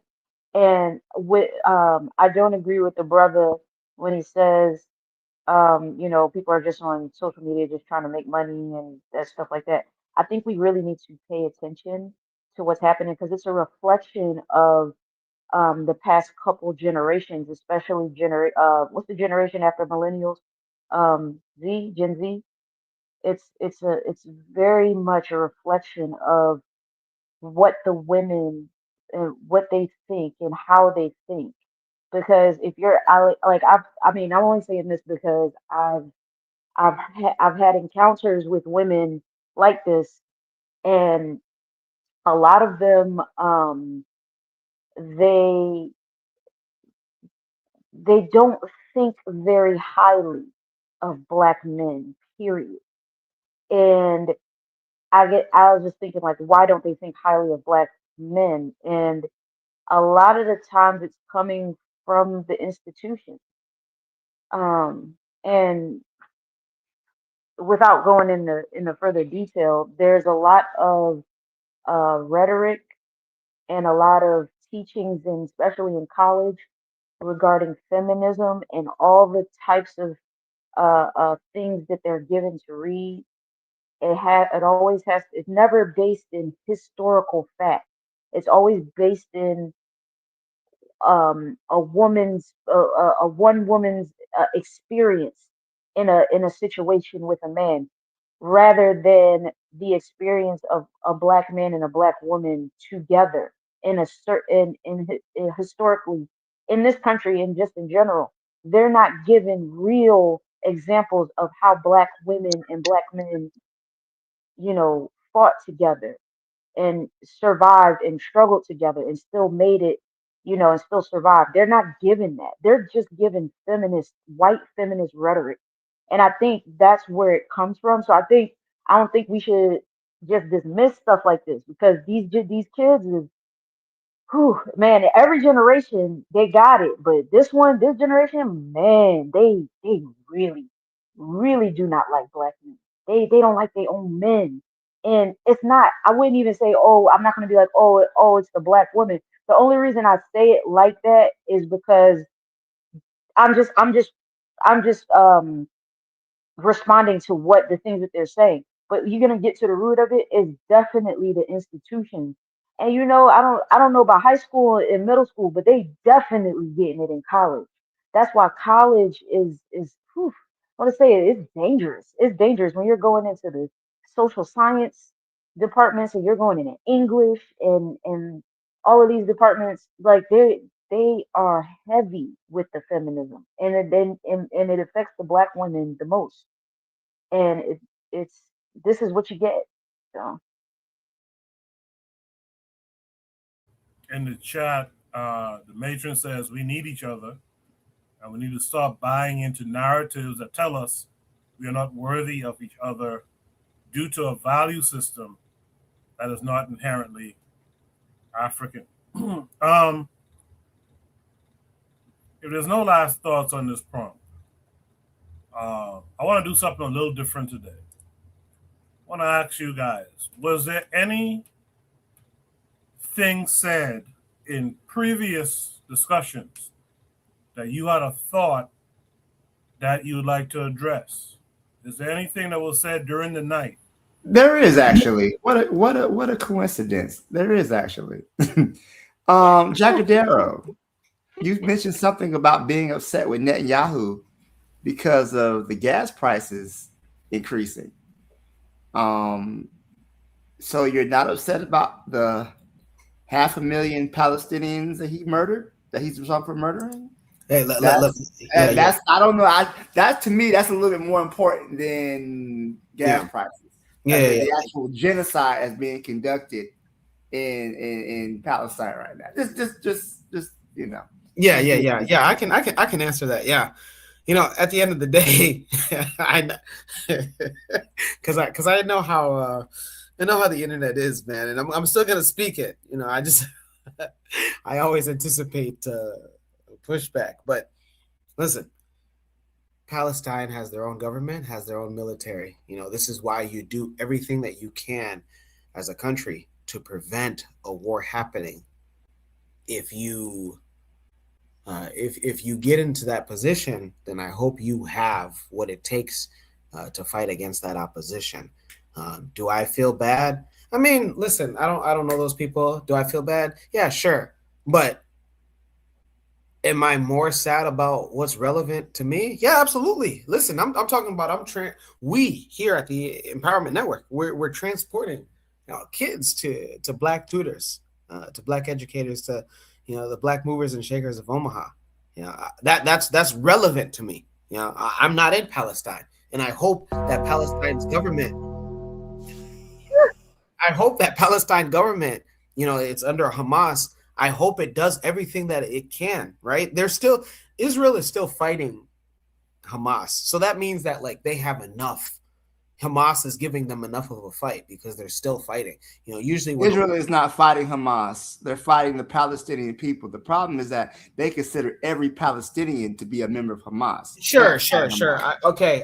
Black Steel, focus. I'm answering your question, man. I'm focused, man. I just don't like your answers. I get it, man. It's not an answer that you want to hear, but I don't live in Palestine, man. I don't. But you live in America, though, so you understand how the imperial boomerang works, right? The violence that is used overseas always comes back to America. But Black Steel, both of them are our enemies. The Palestinians are not my enemies. I'm sorry you feel that way. Speak for yourself. I But am. they had no listen. They have no Someone problem don't know with the history. wait. The Palestinians have no problem with the invasion of South Sudan. When South Sudan What? was when South Sudan was getting separated, there wasn't one peak from Palestinians Yeah, because about they the were under a Arabs. genocide. Yeah, they can't really talk because they're getting Let me murdered. just talk. Let me Jesus Christ. talk. It happens in 2015, but the war went on for almost 30 years. So where was Palestinian what you'd call compassion towards the black people of South Sudan back in the day when their Arab compatriot was murdering South Sudanese in those days The until Palestinian people the have country always been separate supportive hold of on African until groups. the country separated and Palestinians had nothing to say. So those people are enemies. We just tricked. Nah, no, W- w- and you're creating a we are straw man tricked. argument. You're creating you're creating a straw man argument because first of all, the Palestinians have always been supportive of African people's struggle. Number one, That's a lie. so that's no, it's not, and I think you should read a little bit more before you start calling people liars, because you don't know what you're talking about. But the Palestinians have always been supportive of African people's struggle. Number one, number two, Palestinian people have been under direct assault since what 1948. So where have they had the time to send this army and support? Again, they Okay, always I'll tell you this. Since you spoke about history, I'm sure you never heard of East African slavery, where and I'm sure you never heard of the Ottomans, and I'm sure you don't know that the Palestinians are an invader group who occupied Palestine because of the Ottoman invasion, and I'm sure you don't understand that the North Africa is part of the Ottoman invasion, including the Palestinians. So what I'm trying to say to you is throughout the years, and there's sections there were some black people in Palestine, which is called Habib, which means slavery. So what I'm trying to say to you is they have no compassion on the black people being slaughtered in goddamn North Africa, which is empty of void of black people now. But That's but not the true either. process of South Sudan is what we call it documented facts about things that went on during the 1980s and 1990s where you heard nothing. Well, I don't care if their voice was small, but still you don't hear no peak from the Palestinians. So leave that alone. They are enemies, and the Gulf No, states I are don't want, and they're not enemies. enemies because just because you're not aware of something doesn't mean it didn't happen. And again, to my So point, the Egyptians Palestinians people, are Egyptians enemy or foe? Egyptian. So okay, so are you talking about a black Egyptian or Yes, just? are they enemies or foe? That's my question. I mean, I can't. I would say I don't know that. That's a case by case basis. And that's hypocrisy. Now, how is that You have to hypocrisy? make There are African people. hold on. There are black What I'm people in trying to Egypt. say, Are there what I'm not trying black to people say in in Egypt? this what I'm trying to say, boss, Is in every this Egyptian critical Arab? time. He's talking Wait, about what I'm trying to say, The Arabs of Egypt, No, no, the he he ones didn't that say call that. knows themselves because You keep Egyptians. putting words in he his mouth. he He asked knows me, was he knows Egyptians black enemies? steel. Black steel. Come on, No, you let's be are real. Let's actually be real. you If say you you're want, actually hold on. Come yeah, on, man. Let me say go ahead. something to you, man. Come on, man. You're actually a teacher. So you need to be neutral. You feel me? But when it comes to our people and blackness, there's no neutrality. If you want to be on the Arab side, which is the Arabs of Egypt, that's fine. But you cannot be on the Arab side and be on the black side. And it goes for all Africans and all black people because there's no war, there's no winning for us if we don't know who our enemies. And if we go ahead, just like the Democrat Party is enchanting black women and destroying our character as black people, it's the same thing. We have to decide who who is enemy, whether the snake or the whether the one with the who gonna hug us with the knife in the back, or Donald Trump, there's party who will shoot us in the head face to face. You feel me? Or the Muslim who will cut our throat in the sand. You have to decide what side you want. And me, I'm totally on black side. Don't care. To me, all of North Africa is enemies. I ain't talking about the black ones. You feel me? All of North Africa is enemies. All of the Gulf states are enemies, and they put hands on us.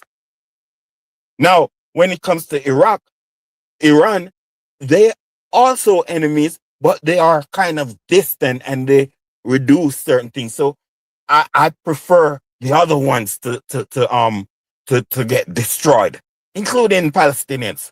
Feel me? So stop playing like you think you think you can So here's the thing. destroy our. You're destroying our image. I'm on the side of the people who are being genocided, and we're just gonna have to agree to disagree. But We're by just who? gonna have to agree to disagree on this. We're never gonna see. Who is doing it? Hold on. We're never gonna see eye to eye on this, brother. We're never gonna see eye to eye on this. So we're just gonna agree to disagree, and we can move on. Because you're not gonna convince me. I'm not gonna convince you. Okay. So it is what it is. All right, man. Good conversation. Oh, I'm sorry to agitate. Hey, Black, Sorry, somebody else took our argument, man. That was I'm supposed sorry to to be me and you. agitate you. I'm sorry, Bakari. I feel like I'm cheating on you.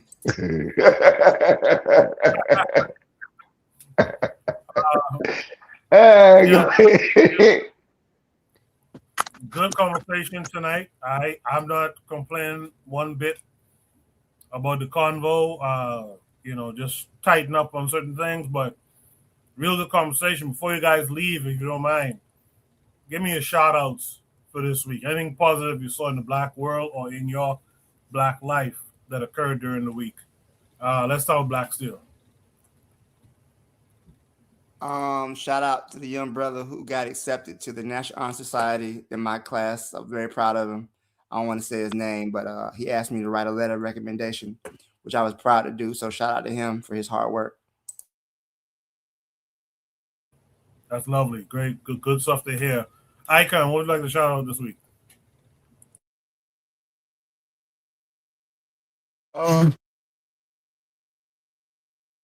Well, Nigeria said they're gonna stop slow down imports of oil, so they're gonna use their refinery to distribute oil within the country. That's a win for black people. You feel me? I hardly have hope for Nigeria, but that's some hope. You feel me? That's my shout out. Appreciate that. I can fire. Jacadero, what would you like to shout out this week?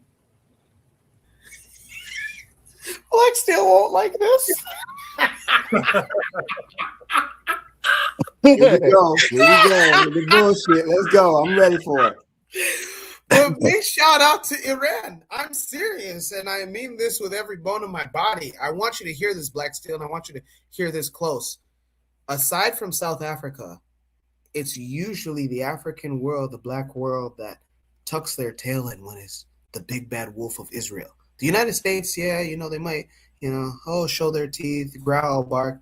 But when Israel is mentioned, African and Caribbean countries do everything but stand up. They tuck their tail. Okay? Oh, we're with each other, okay? Then Black Steel. We are supposed to be better than the Arabs. Our ancestors, both in the Mali Empire, the Congo Kingdoms, Zulu, which didn't really interact with the Arabs, but then the Kemites, right? The ancient Egyptians, the ancient Cushites, the ancient South Sudanese, right? We're supposed to be better than them because our pharaohs told them a long time ago, hey, we'll kick your ass. There's a story. I'm gonna try to do this as quick as I can, 15 seconds. But there's a story of an Assyrian approaching Cushite soldiers and saying, "Hey, I wanna battle. I wanna fight one of you." And then one of the Cushite soldiers says, "Okay, if you can lift up this bow, because we are the men of Taseti, and we are the land of bows and arrows. If you can lift up this bow with my bow and arrow, I'll consider fighting you. And he didn't lift it, and he struggled lifting it, and then they laughed. And then just 100 years later, the Assyrians took over Egypt. So, but again, we are better than them. I'm with you on there. We're better than them. But in modern day Africa, we took our tails. Aside from South Africa, who took Israel to the ICC on crimes of genocide against Palestine, right? Iran has said, hey, check this out. You gonna kill our spiritual leader, the Ayatollah? Bet. We gonna take care of your guys' prime minister, the longest serving prime minister that Israel has ever had. Woo! That's how have they confirmed he's dead? No, that's my shout out. Have they confirmed he's dead though, for real? No, Black Seal, this is my shout out. Okay, because I was about to put some meat on the grill. Hold on. I got a brisket in there. I've been waiting to use for a while. Slow up now. That's how you stand on business. That's how you stand on business. That's how you stand on business. That's how we are supposed to be better than the Arabs. But the Arab world is standing on business. They're saying, hey, check this out, Israel. He ain't about to do that. He ain't about to kill her. He ain't about to kill our spiritual leader. Let them kill a voodoo leader. Let them kill a Yoruba leader. Let them kill a Dinka leader. Let them kill a Lua leader. Black Steel. Bro, it's going to be just whispers. It's going to be just whispers. We might have Dr. Umar giving a speech at a school that still has yet to be built. We might have Tariq Nasheed talking about, hey, these tethers, they talk a lot of this in the United States, but in their own countries, their spiritual leaders are killed and they don't do anything. You know what I'm saying? Do you see where I'm going with this? But Iran is saying, hey, check this out. Cool, you gonna kill one of ours? Bet. Okay, cool. We're going to take your brother, and then we're going to take you. Again, it's not confirmed that Netanyahu has disappeared from this earth, but Iran gets my shout out. And then second shout out, of course, I represent the Empowerment Network here out of Omaha, Nebraska. Woo! The strongest and the largest Black empowerment organization. We teach not to apply for jobs. Create your own job. And then we work with you. We are collaborative for economic development. And our sister cities are Tulsa, Oklahoma, Houston, Texas, Kansas City, Missouri, Lansing, Michigan, Memphis, Tennessee, and everything outside and in between. Go ahead. And if you're watching on YouTube, that's www.empoweromaha.com, the official website of the strongest Black empowerment network here in the Midwest. I feel like Jacadero should end that with, oh yeah, like Randy Savage used to. That's an brother. Oh yeah. Thanks for that, Jack. Trigger Happy in the chat said that he thinks that they legalized cannabis in Ghana, which is pretty cool. That's a shout out. Black Seal puts up the link to the Guardian article about the long history of Black solidarity with Palestinians. So you could click that in the chat and you should be able to check out that article. Who did I not get to yet? Sister Alma, what would you like to shout out this week?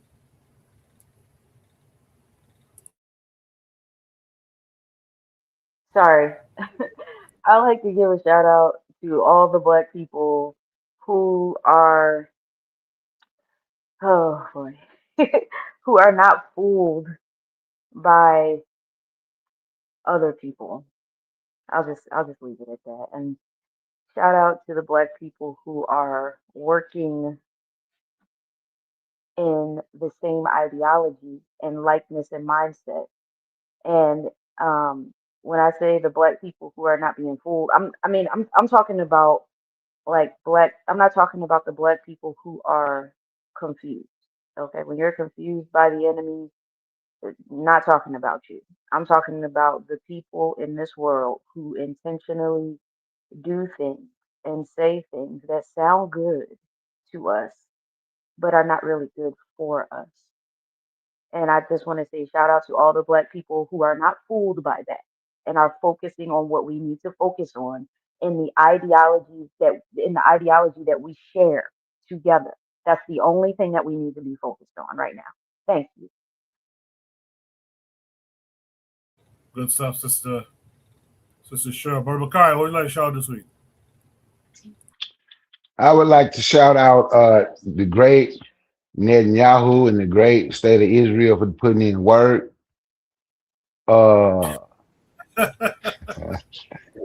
Shout out to black women that make more money than the black men. Okay, you can't control. Okay. You trolling, man. You're trolling us. Yes, I am. I am trolling. Now, man, I want to shout out the panel. Shout out to Koku for hosting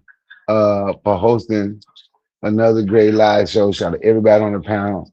The Sister Cheryl. I don't think hadn't been on the panel at the same time in a minute. So I'm gonna give a shout out to you. It was good to see you, even though you had the audacity to disagree with me, and I don't understand that, but it's okay. I'll let you ride with it this time. That's what it is. Oh yeah, man. You know what? I want to shout out Mali for what they're doing with their gold mining, and their gold deposits, and how they're using that to build up their country and their communities around the mine, how they're distributing that money. And Koku, I'm gonna send you that article too. How the communities around those mines is getting they're making sure each community get a minimum of $33 million to start building up the community. So I want to shout out all the black putting in work and who trying to do something. And on that note, peace and love.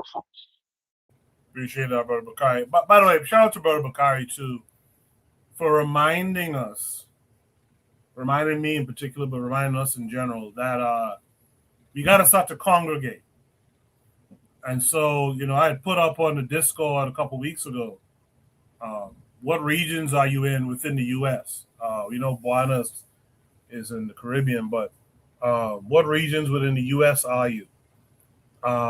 We need to really organize meetups and talk strategies a little bit more. I know we tend to be like a media voice. We tend to be on these YouTube streets talking the talk that we talk, but we should organize in what we're talking about more too, I think we should be a little bit more united in what messages we try to put out.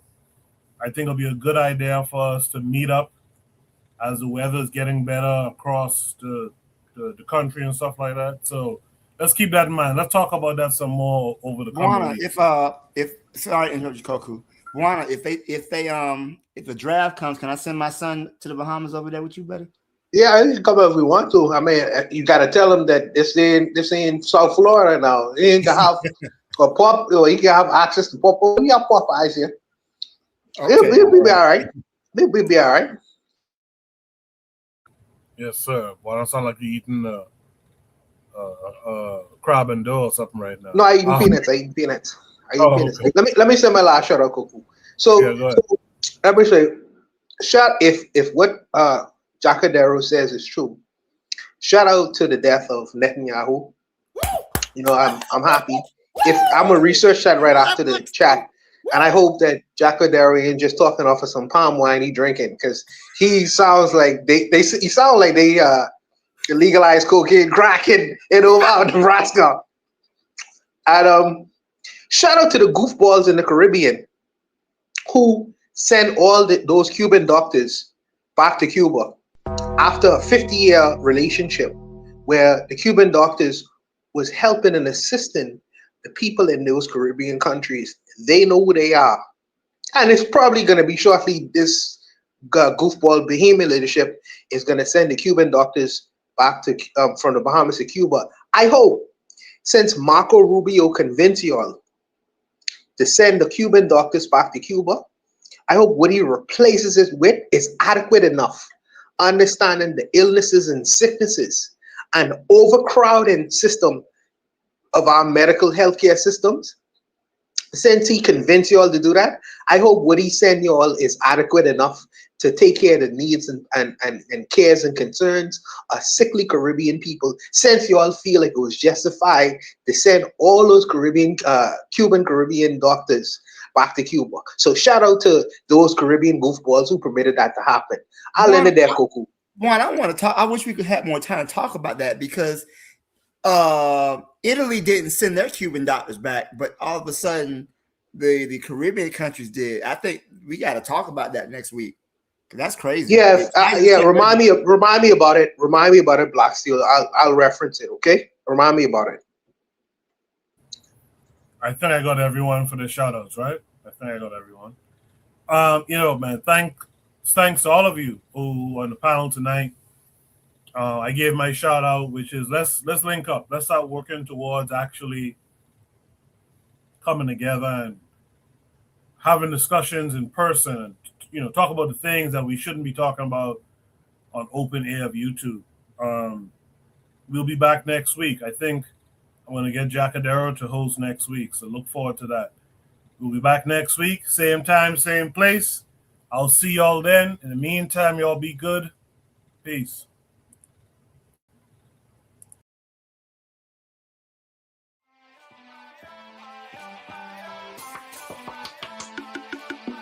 Thanks for listening to the Bitter Medicine Podcast with your host, Koku. If you like what you just heard, we hope you pass along our web address, bittermedicineblogs.com, to your friends and colleagues, and share our show to all your social media. Be sure to check out our archive section on our website for previous podcasts. This has been a KWAZ radio production. Join us next time for another session of the Bitter Medicine Podcast. Follow us on Facebook at Bitter Medicine Show, Twitter, Bitter Meds, Tumblr, Bitter Meds, Instagram, Bitter Medicine.